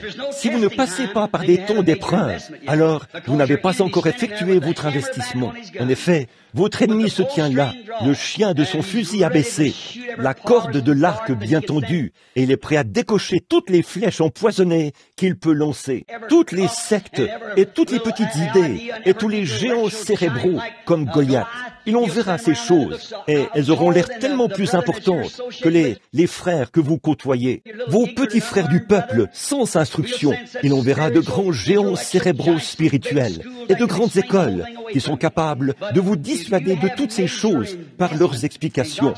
Mais si vous avez effectué votre investissement et que votre police d'assurance a été estampillée et scellée par le Saint-Esprit, rien ne pourra l'effacer. Aucun homme n'a le droit de prêcher l'Évangile tant que dans le lieu secret, là-bas, derrière le désert. Il ne s'est pas tenu là, sur le seul à seul avec Dieu. Aucun être intellectuel au monde ne peut vous en dissuader par ses explications. C'est vrai, vous y étiez, vous savez que c'est arrivé. Peu importe combien ils peuvent expliquer ces choses. Mais attendez, il s'est passé quelque chose. Et ça, vous le savez, vous l'avez vu de vos yeux. Vous lui avez parlé, il vous a répondu. Et il vous a scellé dans son être, et vous en êtes devenu une partie. Vous vous éloignerez des géants cérébraux. On en a beaucoup dans le monde aujourd'hui, et il y en a aussi qui sont dangereux, qui ont une solide formation théologique, ou d'un point de vue théologique, ils ont la formation requise pour manier cela. Ils savent ce qu'ils font. Mais ne crains point, David, si le Seigneur Dieu est avec toi. Remarquez, Satan a éprouvé Noé au sujet de son investissement. Il a éprouvé pour l'amener à en douter. Les savants se sont présentés là et lui ont dit qu'il n'y avait pas de pluie dans le ciel. Et du temps de Noé, il y avait des moqueurs. Alors, s'il y avait des moqueurs en ce jour-là, au temps de la fin plutôt, au sujet de cet investissement, du fait que les hommes avaient à cœur de croire la parole de Dieu, il y a des moqueurs qui se moquent de la parole aujourd'hui parce qu'elle n'a pas l'air d'avoir du sens. Mais voyez-vous, vous n'êtes pas censé utiliser votre propre bon sens. Vous dites, je pense. Vous n'avez aucune pensée ou aucune idée à vous. La Bible dit, et ils ont voulu les sentiments qui étaient en Christ. Et ils faisaient toujours ce qui plaisait au Père, parce qu'il était la parole. Voyez? Donc, nous n'avons aucune pensée à nous. Nous devons simplement croire ce qu'il dit. Vous dites, eh bien, je ne peux pas l'expliquer. Non, si vous le pouviez, alors vous pourriez expliquer Dieu. Vous ne connaissez pas Dieu par une conception intellectuelle. Vous connaissez Dieu par la foi. C'est le seul moyen pour vous de pouvoir croire Dieu. Vous ne pouvez pas l'expliquer, c'est tout. Personne ne le peut. Ce n'est pas à vous de le faire. Non, personne ne peut expliquer Dieu. On ne trouve pas Dieu par des explications. On doit le croire. Sinon, on ne parlerait plus de foi. Donc, on doit croire cela. Maintenant, remarquez. Et un jour, le grand investissement de Noé a porté ses fruits. Après qu'il a supporté la persécution, après qu'il a résisté aux moqueurs, après qu'il a résisté à toutes les choses et aux principes du monde de cette époque, et à toutes les choses religieuses qui semblaient s'opposer à lui, cela a porté ses fruits en ce qu'il a eu la vie sauve. Il a cru en cela. Son investissement a porté ses fruits. Maintenant, vous, les hommes d'affaires, permettez-moi de dire cette autre chose. Daniel a effectué un investissement un jour. Il avait été emmené dans un monde qui n'était pas comme le monde auquel il était habitué. On l'avait emmené parmi des gens qui ne croyaient pas la même chose que lui. Mais il a effectué un investissement. Regardez ce qu'il a fait. Il a résolu en son cœur qu'il ne gâcherait pas, qu'il ne souillerait pas cet investissement. Voyez, l'investissement qu'il avait effectué en Dieu, il a résolu dans son cœur, combien même cela lui coûterait la vie, qu'il n'allait pas le souiller en étant incrédule à l'égard de cela. Ne soyez pas incrédule. Quand vous effectuez votre investissement, tenez-vous-y. Si vous n'êtes pas prêt à croire cela, alors n'investissez pas. Mais quand vous êtes prêt à avoir en vous la pensée qui était en Christ, vous dites, eh bien, ceci, c'est cela et cela. Vous feriez mieux de faire attention à cela. Si ce n'est pas dans la parole, alors laissez ça de côté. La parole est une réalité fondamentale et c'est la vérité. Nul besoin d'interprétation particulière. Elle est écrite exactement comme si Dieu va juger l'Église par la Bible. Alors, en ce qui concerne la Bible, Dieu a veillé sur elle pour la protéger. Et elle est écrite exactement comme elle devrait l'être. Aucune interprétation particulière. Les méthodistes l'interprètent d'une certaine façon, les baptistes d'une autre, et ainsi de suite. Et quand on en arrive à l'épreuve de force, aucun des deux n'a raison. C'est la pensée humaine. C'est là qu'il s'égare. Chaque fois que Dieu a suscité un grand fondateur, comme Luther, Wesley et John Smith, Calvin, Knox, Finney, Moody, et ainsi de suite, alors, après leur mort, c'est là que les gens ont formé des organisations. Et ils ont amené là un groupe de gens qui ont fait de grandes études. Ils y ont ajouté leur propre interprétation et ont formé une organisation. Et là, ils sont morts sur le champ. Et jamais dans l'histoire, on a vu une église qui s'est organisée et qui est restée vivante après cela. Où a-t-on jamais eu de grands réveils comme ça dans l'église? L'église est morte quand on l'a organisée. À commencer par là, l'église catholique romaine, la première église catholique romaine avant qu'elle devienne une église romaine. C'était une église catholique à la Pentecôte. Quelques 300 ans plus tard, à Nicée, à Rome, elle est passée de l'église catholique apostolique à l'église catholique romaine. Et là, les idées des hommes et de petites superstitions païennes romaines ont été introduites dans l'écriture. Et depuis ce temps-là, elle n'a rien fait d'autre que rester couchée là, morte, avec ses membres. De là est sorti un réformateur. Luther en est sorti. Il est sorti en tant qu'homme de Dieu, avec la justification. C'est ce qu'enseignait la parole, par la grâce de Dieu. Alors que l'Église catholique disait, point de salut en dehors de l'Église. Dieu était dans son Église. L'habit, il n'y a pas longtemps, j'ai eu un entretien avec un prêtre. Il a dit, « Monsieur Branham, vous essayez de parler de la Bible. Ceci, c'est l'Église. » Il a dit, « Dieu est dans son Église. » J'ai dit, « Montrez-moi où. » La Bible dit que Dieu est dans la parole.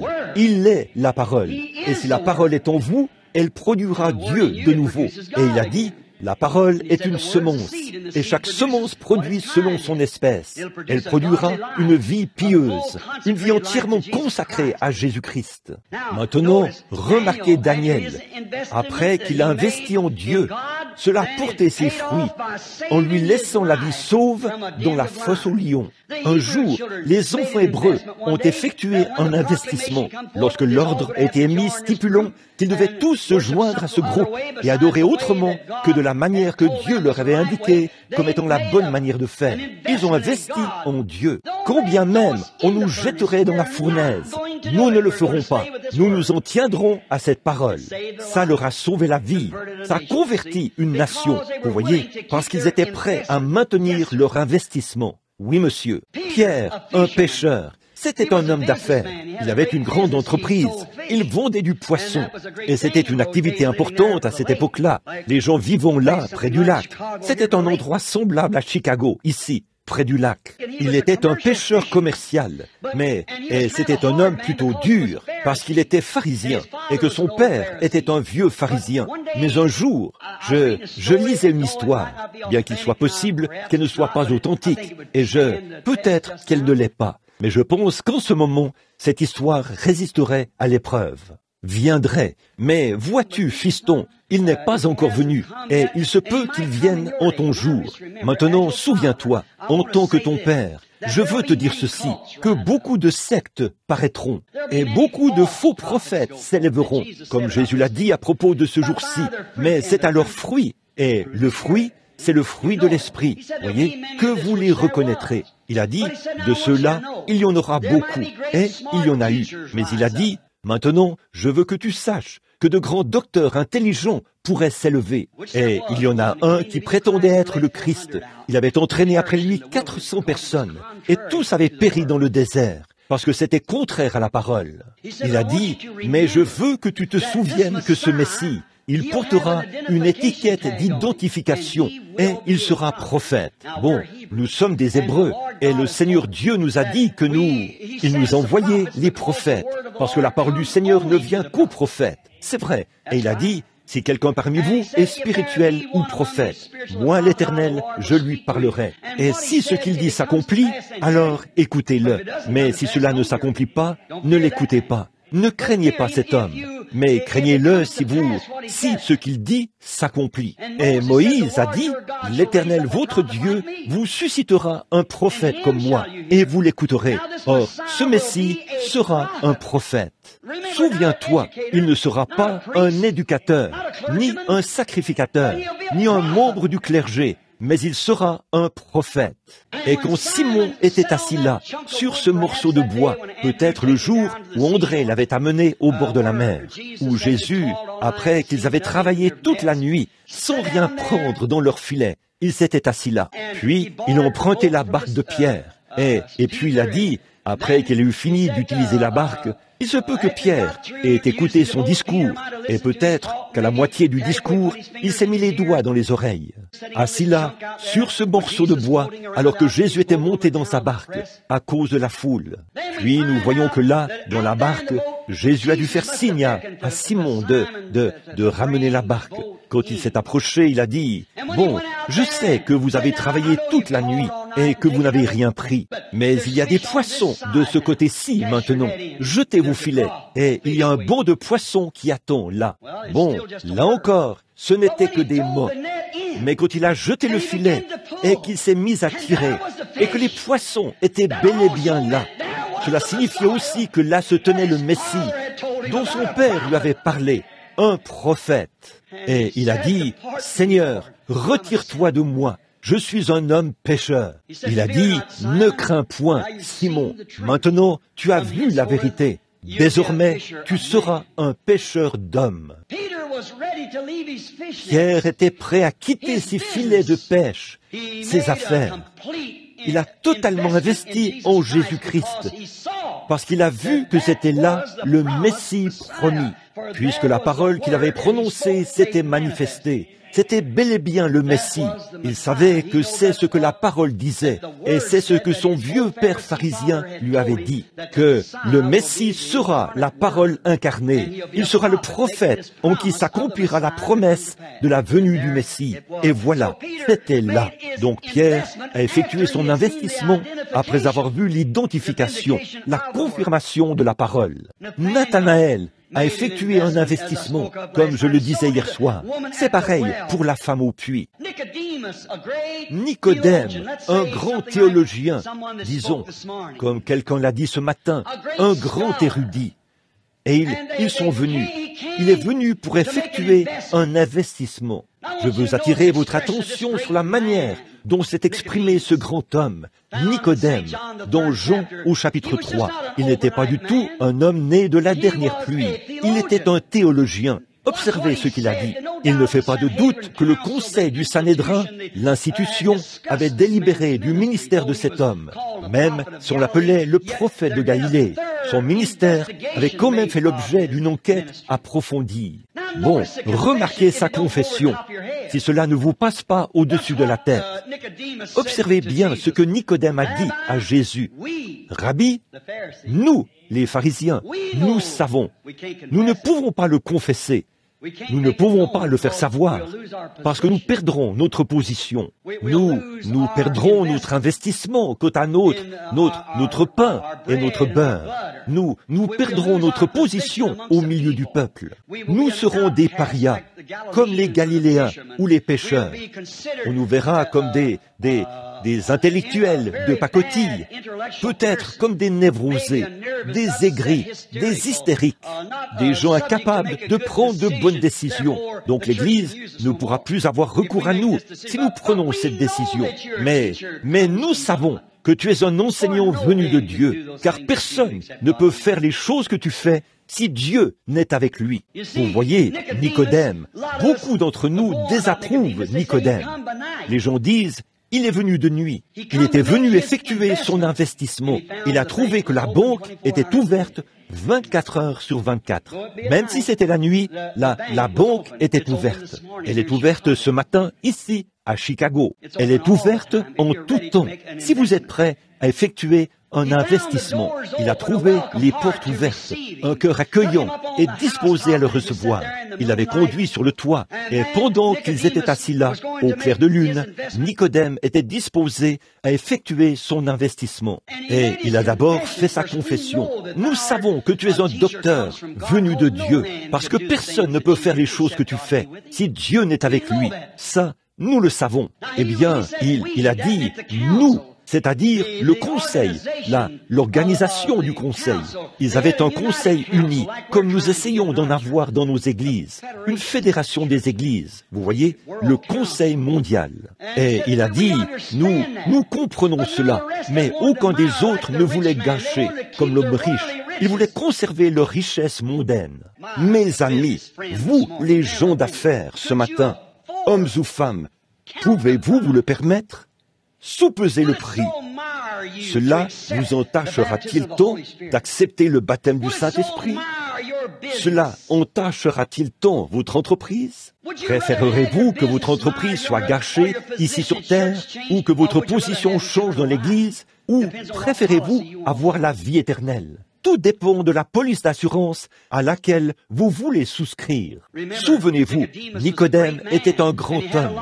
Il avait beaucoup de choses à confronter, mais il a accepté cette police d'assurance. Nous voyons dans Luc 24, 49 que ces détenteurs de police d'assurance, je vais terminer dans un instant, ces détenteurs de police d'assurance, dans Luc 24, 49, tous ceux qui avaient effectué un investissement. Vous savez, quand on souscrit à une police, elle rapporte des dividendes. Bien des fois, vous pouvez toucher des dividendes de votre police. Eh bien, ils avaient cru au Seigneur Jésus-Christ et l'avaient accepté comme leur sauveur personnel. Mais ils comprenaient que les dividendes de leur police étaient prêts à être encaissés. Car Jésus leur a dit dans Luc 24, 49, « voici, j'enverrai sur vous les dividendes promis, la promesse de mon Père. Joël 2, 28 et beaucoup d'autres passages de l'Écriture le promettaient. Je crois que c'est dans Ésaïe 28, 19 qu'il est dit, c'est précepte sur précepte, règle sur règle, un peu ici, un peu là. Retenez ce qui est bon. Eh bien, c'est par des hommes aux lèvres balbutiantes et au langage barbare que je parlerai à ce peuple. Joël a dit dans Joël 2, 28, dans les derniers jours, dit Dieu, je répandrai mon esprit sur toute chair. Vos fils et vos filles prophétiseront, et sur mes serviteurs et sur mes servantes, je répandrai de mon esprit. Et vos jeunes gens auront des visions, vos vieillards auront des songes. Alors quiconque invoquera le nom de l'Éternel sera sauvé. Et ces gens ont compris, par l'Écriture et en acceptant Jésus-Christ comme police d'assurance vie, qu'il y avait des dividendes. Et vous, hommes d'affaires, vous faites peut-être partie d'une organisation, mais il y a des dividendes. Vous avez peut-être accepté Christ, vous avez peut-être été baptisé au nom de Jésus-Christ, du baptême chrétien. Vous avez peut-être fait toutes ces choses, mais il y a quand même des dividendes sur cet investissement. Et dans Luc 24, 49, comme je viens de le dire, ils sont montés pour recevoir les dividendes. Et pendant qu'ils étaient tous rassemblés et qu'ils s'attendaient au Seigneur, leur attente n'a pas duré seulement 2 jours ou 3 jours. Peut-être que quelqu'un s'est levé. Disons peut-être que c'était Matthieu. Il était collecteur d'impôts pour le compte du gouvernement. Il était peut-être un homme très intellectuel. Il s'est peut-être levé et a dit, un instant là, pourquoi continuons-nous d'attendre? Il nous a dit de venir ici. Nous voici. Ça fait maintenant 8 jours que nous sommes ici. Je pense que nous devrions reprendre notre ministère et aller de l'avant. Mais ce n'était pas ce qu'avait dit la parole. C'est par des hommes aux lèvres balbutiantes et au langage barbare que je parlerai à ce peuple. Je répandrai mon esprit et j'accomplirai des signes et des prodiges. Ils ont attendu la confirmation de la preuve que leur police était bonne. Il n'y a pas longtemps, je parlais à un brave frère baptiste. Je ne citerai pas son nom parce que c'est un homme bien connu, un brave homme qui vient d'une grande église. Il est venu me voir et a dit, « Billy, pourquoi t'impliques-tu dans de telles choses ?» J'ai dit, « Quelles choses ?» J'ai dit, « Je me suis impliqué dans les affaires de Christ. » Et j'ai ajouté, « Ma vie. » Il a dit, « Eh bien, toi, qui es un ancien baptiste, tu le sais. » Il a dit, « Regarde, la Bible dit, Abraham crut à Dieu, et cela lui fut imputé à justice. » J'ai dit, c'est vrai. Il a dit, qu'est-ce que Dieu ou Abraham pouvait-il faire de plus que croire à Dieu? Et j'ai dit, eh bien, le crois-tu? Il a dit, oui, je crois Dieu. Et j'ai dit, penses-tu alors, puisque je connaissais la doctrine baptiste, j'ai dit, crois-tu que tu as reçu le Saint-Esprit? Il a dit, certainement, quand j'y ai cru, je l'ai reçu, parce que c'est la raison pour laquelle j'y ai cru. J'ai dit, comme c'est contraire à Saint Paul dans Acte 19, quand il a rencontré là-bas ces baptistes, qui étaient les convertis de Jean à Christ. Il a dit, avez-vous reçu le Saint-Esprit, perçu vos dividendes après avoir cru? Pas lorsque vous avez cru, mais après avoir cru. Ils ont dit, nous ne savons pas qu'il y en a un. Il a dit, comment avez-vous été baptisés? Là, ils ont dit, nous avons été baptisés du baptême de Jean. Cela devrait régler la question. Il a dit, non, pas maintenant. Jean n'a baptisé que du baptême de la repentance, pas pour la rémission des péchés. Le sacrifice n'avait pas encore été offert. Et quand ils ont entendu cela, ils se sont fait baptiser de nouveau au nom de Jésus-Christ. Paul leur a imposé les mains et le Saint-Esprit est venu sur eux. Ils ont prophétisé et ont parlé en langue. Ils ont reçu les dividendes comme il en était au départ. Il a dit, eh bien, Abraham a cru Dieu et cela lui a été imputé. Il a dit, qu'est-ce qu'un homme peut bien faire de plus que cela? J'ai dit, c'est vrai qu'il a cru à Dieu, mais Dieu a confirmé cela en lui donnant le sceau de la circoncision. Ainsi donc, quand tu dis que tu es un croyant, Dieu n'a pas reconnu ta foi tant qu'il ne l'a pas scellé du baptême du Saint-Esprit et qu'il l'a reconnu comme étant une semence prédestinée. Ça, c'était une bonne parole pour un baptiste. Voyez-vous? Voyez? Et c'est vrai, c'est tout à fait vrai. Nul ne peut venir à moi si mon Père ne l'attire, et tous ceux que le Père m'a donnés viendront. Il est de notre devoir de prêcher la parole jusqu'à ce qu'elle soit proclamée. Une partie tombe le long du chemin, mais une partie atteint cette semence-là. Elle lui donne la vie sur le champ. Ils voient cela tout de suite. Donc, vous voyez qu'ils sont allés là et ont touché des dividendes. Oui, le jeune Paul, riche, a vu cette confirmation par le même esprit et il l'a changé lorsqu'il était en route pour Damas. Pourquoi? Il a vu la colonne de feu et il a su que c'était le même Jésus. Alors, il s'est écrié après avoir reconnu que c'était Dieu et Jésus est Dieu. Et lorsque Paul a pu voir, étant théologien, Paul avait des intentions déterminées. Il était un théologien. Il avait été l'élève de Gamaliel, un grand homme. Il avait l'ambition de devenir sacrificateur un de ces jours, ou peut-être souverain sacrificateur. Il était vraiment un grand intellectuel, un érudit, un grand homme. Mais quand, et voyant ces sectes, où on sautillait et courait partout, et qu'on agissait comme ces gens le faisaient, il s'est dit qu'il s'agissait d'une bande d'hérétiques. Mais quand il était en route pour Damas, comme je l'ai dit, et là, il était riche, lui aussi, c'était un brave homme, un jeune homme, et alors qu'il était en route, toutes les possibilités liées à son instruction s'offraient à lui, toutes les perspectives. Observez la différence entre le riche homme d'affaires et ce riche homme d'affaires-ci. L'un l'a accepté et l'autre l'a rejeté. Remarquez, et tout à coup, il était jeté à terre par une lumière, une colonne de feu qui se trouvait là, et il a reconnu cela. Il a dit, « Seigneur, qui es-tu » Et il a répondu, « Je suis Jésus ». Et une fois qu'il a eu la révélation que Dieu et Christ n'étaient pas deux personnes différentes, mais qu'il s'agissait d'une seule et même personne, alors il était prêt à effectuer un investissement. Je me demande si nous pourrions voir la même chose aujourd'hui. Quand Paul, qui était juif, a alors vu ceci, le Dieu même qui m'a conduit qui a conduit mon peuple dans le désert, le voici. Et il a dit que son nom était Jésus. De « je suis », il était le « je suis ». Et « je suis » est perpétuel, c'est éternel. Non pas « j'étais », « je serai », mais « je suis » au temps présent, dans tous les âges, le même hier, aujourd'hui et éternellement. Alors Paul s'est écrié, « Seigneur, je veux effectuer un investissement. Que veux-tu que je fasse? Qu'est-ce que tu veux que je fasse, Seigneur? Que dois-je faire? Oh là là! Que puis-je faire? » Puis, il est allé en Arabie. Il y a passé 3 ans et demi. Il a pris les Écritures pour voir si ce n'était pas le même Dieu. Puis il est revenu. Et là, tout ce pourquoi il avait été formé, toutes ces dénominations, c'était du passé pour lui. Toutes les possibilités liées à son instruction. Et il a dit là, dans l'Épître aux Corinthiens, « Je ne suis pas venu vers vous avec des paroles intellectuelles, parce que vous auriez basé vous auriez basé vos idées sur moi, du fait que je suis un intellectuel, un grand homme. Mais je suis venu vers vous avec la puissance et les manifestations, les démonstrations du Saint-Esprit. Si ce n'est pas là la même chose que Jésus a dite dans Marc 16, « Allez par tout le monde et prêchez l'Évangile », ce qui signifie « démontrez-en la puissance ». En effet, la prédication de la parole uniquement, ça ne peut pas produire cela. Vous devez l'accepter. Et ensuite, elle démontre, voici les signes qui les accompagneront, parce que c'est la parole. Voyez?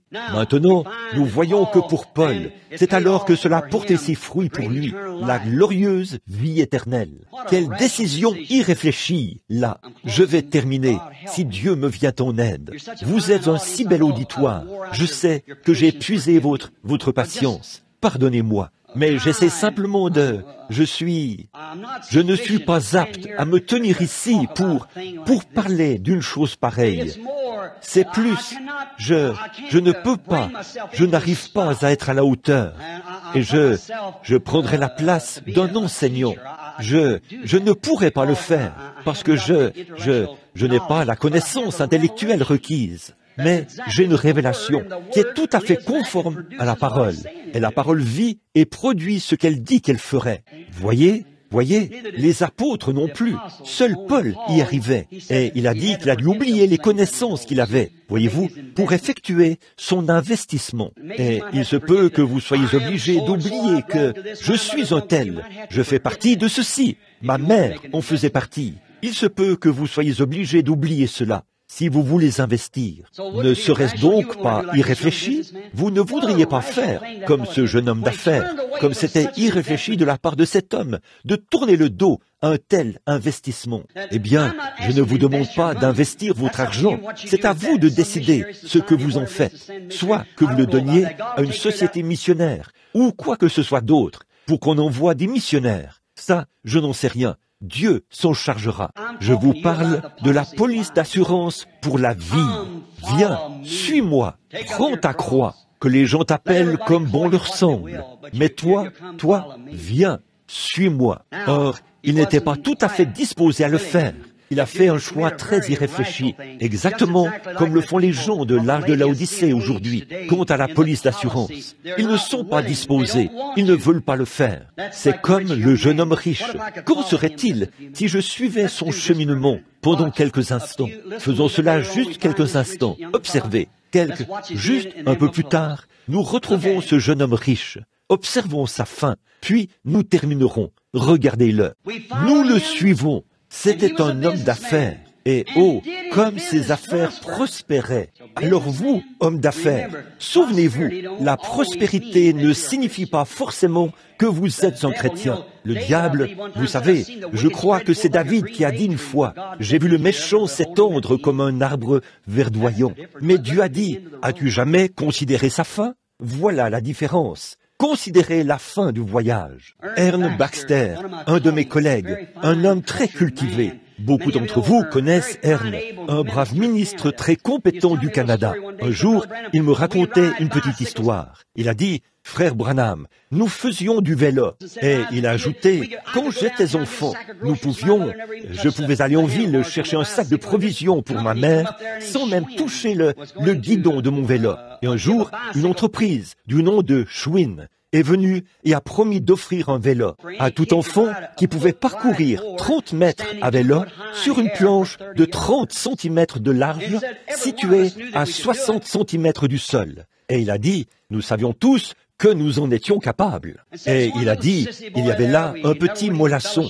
Nous ne voulions même rien avoir à faire avec lui, parce qu'il n'avait pas l'air de connaître grand-chose, a-t-il dit. Nous pensions donc que nous appartenions à une meilleure catégorie de gens que lui. Et il s'est qualifié, ou il voulait aussi participer à la course. Et il a dit, vous savez quoi? Nous sommes tous tombés de cette planche, sauf lui. Et il a dit, il a pédalé jusqu'au bout. Est descendu, s'est incliné pour saluer l'assistance, a pris son vélo Schwinn et reparti en pédalant. Et il a dit, nous les garçons, nous l'avons rencontré au coin de la rue et nous lui avons dit, Jean, nous voulons savoir, comment as-tu fait pour l'emporter? Il a dit, eh bien les gars, là, je vais vous dire ce qui s'est passé. Il a dit, j'ai observé ce que vous faisiez tous et j'ai fait les choses autrement. Il a dit, voyez-vous, quand vous êtes montés là et qu'ils vous ont donné une poussée, vous étiez meilleurs que moi. Vous êtes tous de meilleurs cyclistes que moi. Vous le savez, a-t-il dit, parce que je ne peux pas rouler sans tenir le guidon. Et moi non plus. Je ne peux pas avancer sans tenir la croix. Voyez-vous, cette parole doit être ma vie. C'est ce dont la vôtre a besoin. Je ne peux pas parler sans ce guidon qui me guide. Ce Saint-Esprit qui me fait avancer et qui me dirige. Il a dit, je ne peux pas, je ne suis pas un cycliste de votre trempe, mais a-t-il dit, j'ai vu où vous avez fait votre erreur. Vous regardiez en bas, comme ceci, et vous essayez de garder votre équilibre. Il a dit, c'est ça qui vous a rendu nerveux, et vous êtes tombé. Il a dit, quand je suis monté là et qu'on m'a poussé, j'ai simplement fixé le regard sur la ligne d'arrivée et je suis resté calme. Maintenant, vous, les hommes d'affaires, ne regardez pas ici. Votre entreprise pourrait dépérir demain. Elle pourrait dépérir un autre jour. Mais fixez le regard sur la fin du voyage. C'est là que votre police d'assurance portera ses fruits. Ce jeune homme s'est enrichi. Mais nous voyons que le dernier jour fixé pour sa rétribution est arrivé. Son avidité Ses biens se sont tellement accrus qu'il s'est rendu compte qu'il lui fallait construire de nouvelles granges. Oh, ses affaires ont continué de prospérer. Il est demeuré un membre d'Église. Vous dites, oui, oui frère, c'est vrai. Il est demeuré un membre d'Église. Et un soir, alors qu'il était devenu si important, il y avait là un homme qui était pauvre en esprit. Vous savez, nous n'avons pas à être si pauvres financièrement, mais nous devons être pauvres en esprit. Jésus a dit dans Matthieu 5, « Heureux les pauvres en esprit, car, non pas l'organisation, mais le royaume est à eux. » Ce pauvre en esprit était couché à sa porte, et il lui a donné quelques miettes. Autrement dit, quand il passait près de lui, il mettait peut-être quelque chose dans sa boîte de collecte, ou quelque chose comme ça. Ou il disait peut-être, « Tu sais, ces gens-là sont de bonnes gens, je n'ai rien contre eux. J'irai à leur petit déjeuner de temps en temps, vous leur donnerez quelques miettes. » Ce sera peut-être le cas. « Oh, ma femme fait partie de leur groupe, mais quant à moi, voyez-vous, j'admire la position que j'occupe auprès de mes compagnons d'affaires, voyez. » Et il a poussé ses miettes. Et Lazare, le pauvre en esprit, était couché là. Il n'avait même pas assez de médicaments pour se soigner. Et les chiens léchaient son ulcère. Mais une nuit, tous les deux sont morts. Et à ce moment-là, la Bible dit que le pauvre en esprit, les anges ont porté son cercueil et l'ont emmené dans le sein d'Abraham, celui qui avait effectué son investissement dans la vie éternelle. Il ne vivait pas pour ce qu'il possédait ici, pour ce qui est de la popularité, il n'en avait pas. Il était un mendiant assis à la porte. Il n'avait rien, il n'avait pas d'argent, il n'avait rien, il n'avait pas d'amis. Mais toutefois, il était un croyant. Il avait effectué son investissement. Il est mort dans la rue, et les chiens léchaient ses ulcères. Et la Bible dit que les anges l'ont porté dans le sein d'Abraham. Et la même nuit, le vieux chef riche, à ce moment-là, il avait eu une vie prospère. Il est mort. Maintenant, il a aussi touché des dividendes. Un prédicateur intellectuel est venu, peut-être le col tourné vers l'arrière, et peut-être vêtu de son habit sacerdotal. Et il a dit, on a mis le drapeau en berne, et peut-être même que cette salle de bal était trop petite pour contenir toutes les fleurs. Et oh, quel grand défilé de personnes ils ont dû avoir, et toutes les entreprises. Peut-être que le président de l'association des banquiers et tous les autres sont venus, et que ce sont eux qui ont porté son cercueil. Et peut-être que le ministre intellectuel s'est levé et a dit, « Notre précieux frère, que de fois n'a-t-il pas émis de chèques pour les veuves, et que de fois n'a-t-il pas fait des dons dans notre grande organisation et parrainé notre programme ?» Et peut-être que les hommes d'affaires se sont levés et ont pris la parole. Il a donc reçu sa récompense. C'est vrai, c'est de cette manière que son investissement a porté ses fruits. Mais pour le monde, c'était un grand homme. Mais parce qu'il avait rejeté l'investissement que Jésus lui avait proposé, la Bible dit, dans le séjour des morts, il a levé les yeux. Et il a vu l'homme qui avait investi autrement, en sécurité dans le sein d'Abraham, consolé, en train de marcher à l'aise. Et il s'est écrié, maintenant, regardez bien, vous dites, était-il un cret? Oui, Père Abraham, un juif, c'est vrai, je te prie, envoie Lazare, le pauvre en esprit, qui a effectué l'investissement. J'ai rejeté cela, mais envoie Lazare, avec juste un peu d'eau. Je souffre cruellement dans ces flammes. Il a dit, mon enfant, l'occasion t'avait été offerte. Il l'avait eue. Jésus la lui avait offerte. Vends ce que tu as, puis viens, suis-moi, investis dans ceci, prends ta croix. Mais c'était trop lui demander. Il a dit, maintenant il est consolé, et toi tu souffres. D'ailleurs, entre toi et lui, il y a un grand abîme qu'aucun homme n'a jamais franchi et ne franchira jamais. Voilà qui met en pièces le purgatoire et toutes ses doctrines. C'est Jésus-Christ qui a dit cela. N'attendez pas trop longtemps, monsieur, mon précieux frère rebelle. Vous qui êtes déchus de Christ, n'attendez pas trop longtemps pour effectuer cet investissement. Il avait peut-être l'intention de le faire un jour, mais, comme le dit le vieux dicton du Sud, l'enfer lui-même est pavé de bonnes intentions. Vous voyez, les intentions ne suffisent pas. Lisez les directives sur le flacon, mais prenez ensuite le médicament. Si vous voulez obtenir les résultats, effectuez votre investissement. Inscrivez votre nom dans son sang sur votre cœur. Voyez? Remarquez, regardez-le. Dans le séjour des morts, il a levé les yeux. Il avait touché ses dividendes. Et aussi, remarquez, il a dit, « Alors, Père Abraham, si tu ne peux pas le faire, ne laisse pas mes collègues, ceux qui ont hérité de tous mes biens sur la terre, l'investissement que j'ai effectué, dis-leur de ne pas commettre la même erreur que moi. » Est-ce que ça pourrait être vous, ce matin, mon ami juif ou mon ami des nations?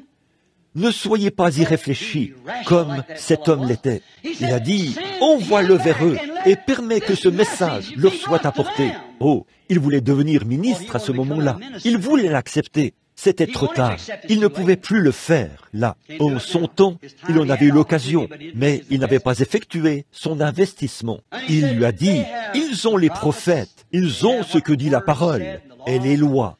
Il a dit, oui, mais si quelqu'un ressuscite des morts et qu'on peut prouver qu'il est ressuscité des morts, alors ils le croiront. Il lui a dit, il ne croirait pas quand même quelqu'un des morts ressusciterait. Et 2000 ans se sont écoulés depuis cette scène. En 1963, il y a au milieu de nous ce matin quelqu'un qui prouve que Christ est ressuscité des morts. Et la vie qui était en lui et dans son Église, faisant les mêmes choses afin d'accomplir sa parole. Mon frère, ma sœur, ne voulez-vous pas effectuer cet investissement ce matin? Abandonnez votre vie à Christ alors que nous courbons la tête avec solennité. Que ces paroles ne soient pas vaines. Il faut que vous naissiez de nouveau. Il le faut. Là, je ne parle pas du fait que vous pourriez hurler, pousser des cris, parler en langue. Je veux dire vraiment naître de nouveau par une profonde confession de vos péchés. Vous n'avez jamais pu le faire.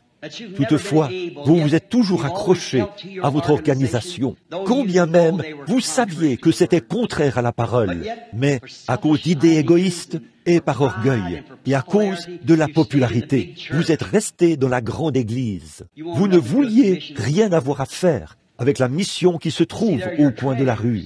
Vous voyez, là où sont vos trésors, là aussi est votre cœur. Oh, homme d'affaires, en tant qu'agent de Jésus-Christ ce matin, je vous offre la vie éternelle, la police d'assurance de la vie éternelle, de Christ, mon Seigneur, et mon chef suprême, car je suis mort aux choses du monde, et je ne vis que pour lui. Nous ne nous appuyons plus sur notre pensée à nous, mais nous laissons libre cours à sa pensée. Et comme Paul, comme Moïse, nous sommes prisonniers. Peu importe ce que n'importe qui d'autre dit, vous êtes prisonniers de cette parole. Le Saint-Esprit vous conduit. Il nous interdit d'aller à des endroits. Il nous interdit d'aller ici. Il vous envoie à des endroits où vous ne voudriez pas aller. Et il vous empêche d'aller à des endroits où vous voudriez aller. Voulez-vous une police? Voulez-vous effectuer un investissement? Maintenant, il n'y a pas de place ici pour faire ce que les méthodistes et la plupart des pentecôtistes appellent un appel à l'autel. Mais là même où vous êtes assis, c'est un autel. La Bible dit, tous ceux qui crurent furent baptisés. Et si vous voulez faire une confession, et vous savez que vous avez eu tort, et vous souhaitez souscrire à l'une de ces polices d'assurance, et c'est votre désir, et j'espère que là, vous ne pensez pas que j'espère que ça n'a pas l'air sacrilège, que j'appelle cela une police d'assurance. C'est juste par rapport à mon sujet que j'utilise cette expression. Et vous êtes, si vous voulez avoir la vie éternelle, si vous voulez investir votre vie en Jésus-Christ, si c'est ce que vous voulez, réfléchissez bien. Bon, d'après la science, la gravitation maintient vos mains en bas. Mais il y a en vous une vie qui peut défier la gravitation et vous pouvez lever la main. Et si cette vie qui est en vous vous dit ce matin, comme il en était de ce jeune chef riche, quoique j'ai été un brave homme ou une brave femme, je n'ai pas cette police d'assurance. J'en suis sûr. Par contre, je la veux. Et au Créateur qui est présent, qui parle et qui connaît le cœur. Et vous savez qu'il peut prononcer votre nom en ce moment même. Mais c'est pour vous qu'il le fait. Ainsi, puisque tu me donnes cette occasion ce matin, Seigneur, je lève mes mains vers toi. Sois miséricordieux envers moi, Seigneur. Ce matin, je ne repartirai pas de cette salle de bal, un pharisien vide et sec.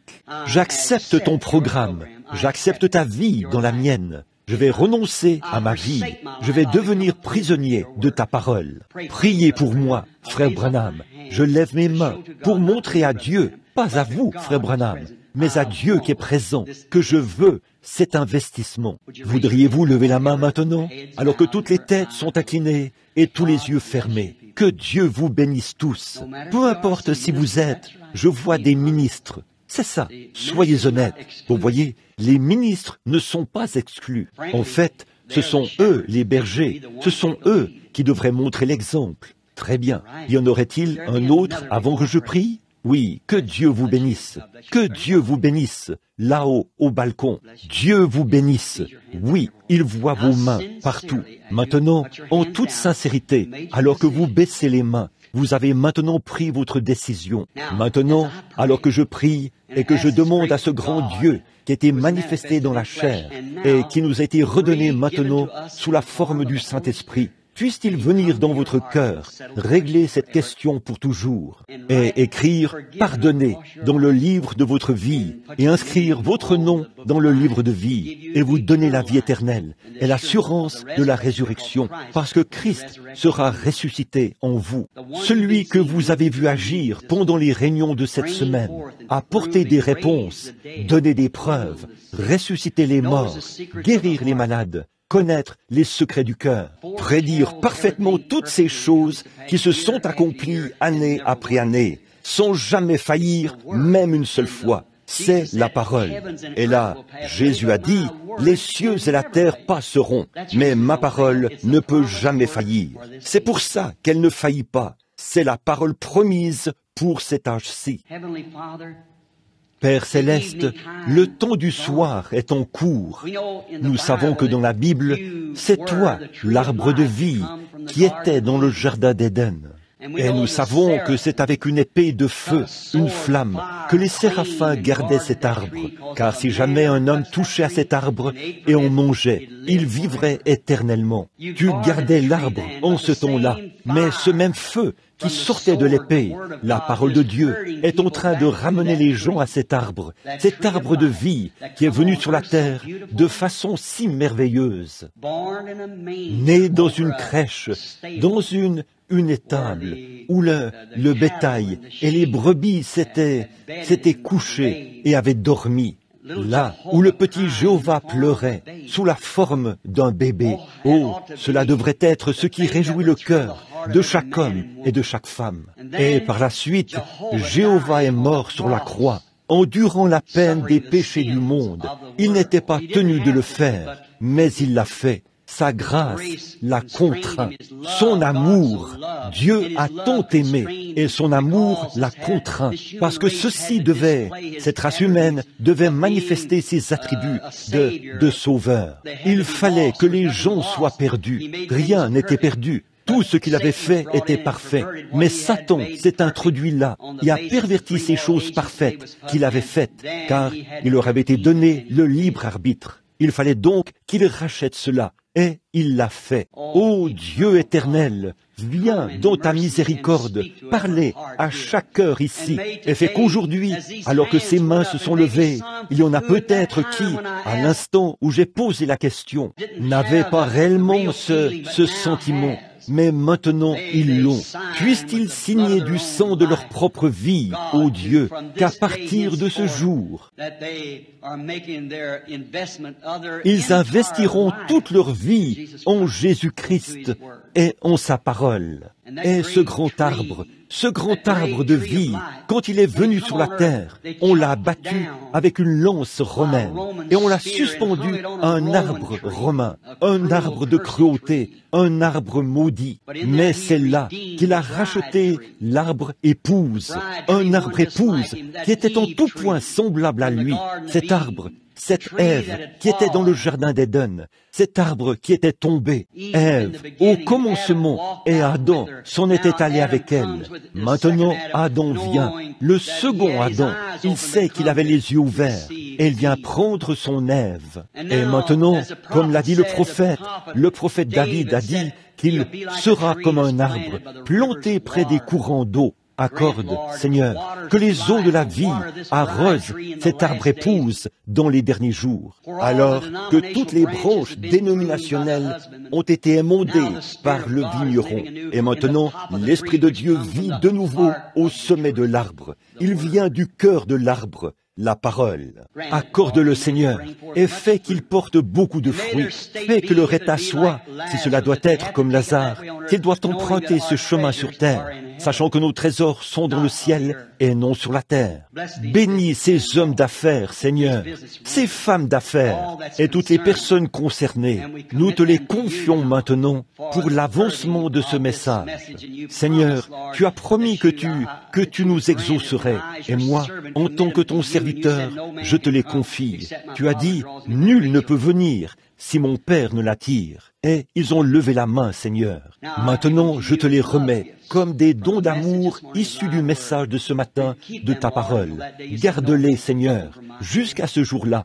Tu as dit, nul ne peut les ravir de ma main. Je le ressusciterai au dernier jour. Puisse-t-il recevoir ce germe de vie, car seule une semence fécondée peut germer, et les seules paroles, toute parole d'homme faillit, elle meurt, elle n'est pas fécondée. Mais tu as dit, ma parole, c'est-à-dire la Bible, ne faillira jamais. C'est la vie. Fais que la vie qui était en Christ croisse ce matin par la parole qu'ils ont reçue. Moi, en tant que ton serviteur, je te confie ma prière afin qu'elle soit exaucée au nom de Jésus-Christ. Amen. Que le Seigneur Jésus-Christ vous bénisse. Je suis vraiment désolé de vous retenir ici en cette heure tardive. Pardonnez-moi. Toutefois, vous tous qui avez levé la main, me promettez-vous de fréquenter désormais une bonne église chrétienne remplie de l'Esprit de Dieu? Et aussi, faites-vous baptiser du baptême chrétien si vous ne l'avez jamais fait. Prenez position, mon frère, pour Jésus-Christ. Jusqu'à ce que nous nous revoyions ce soir, que Dieu vous bénisse. Je remets le service à frère Carlson.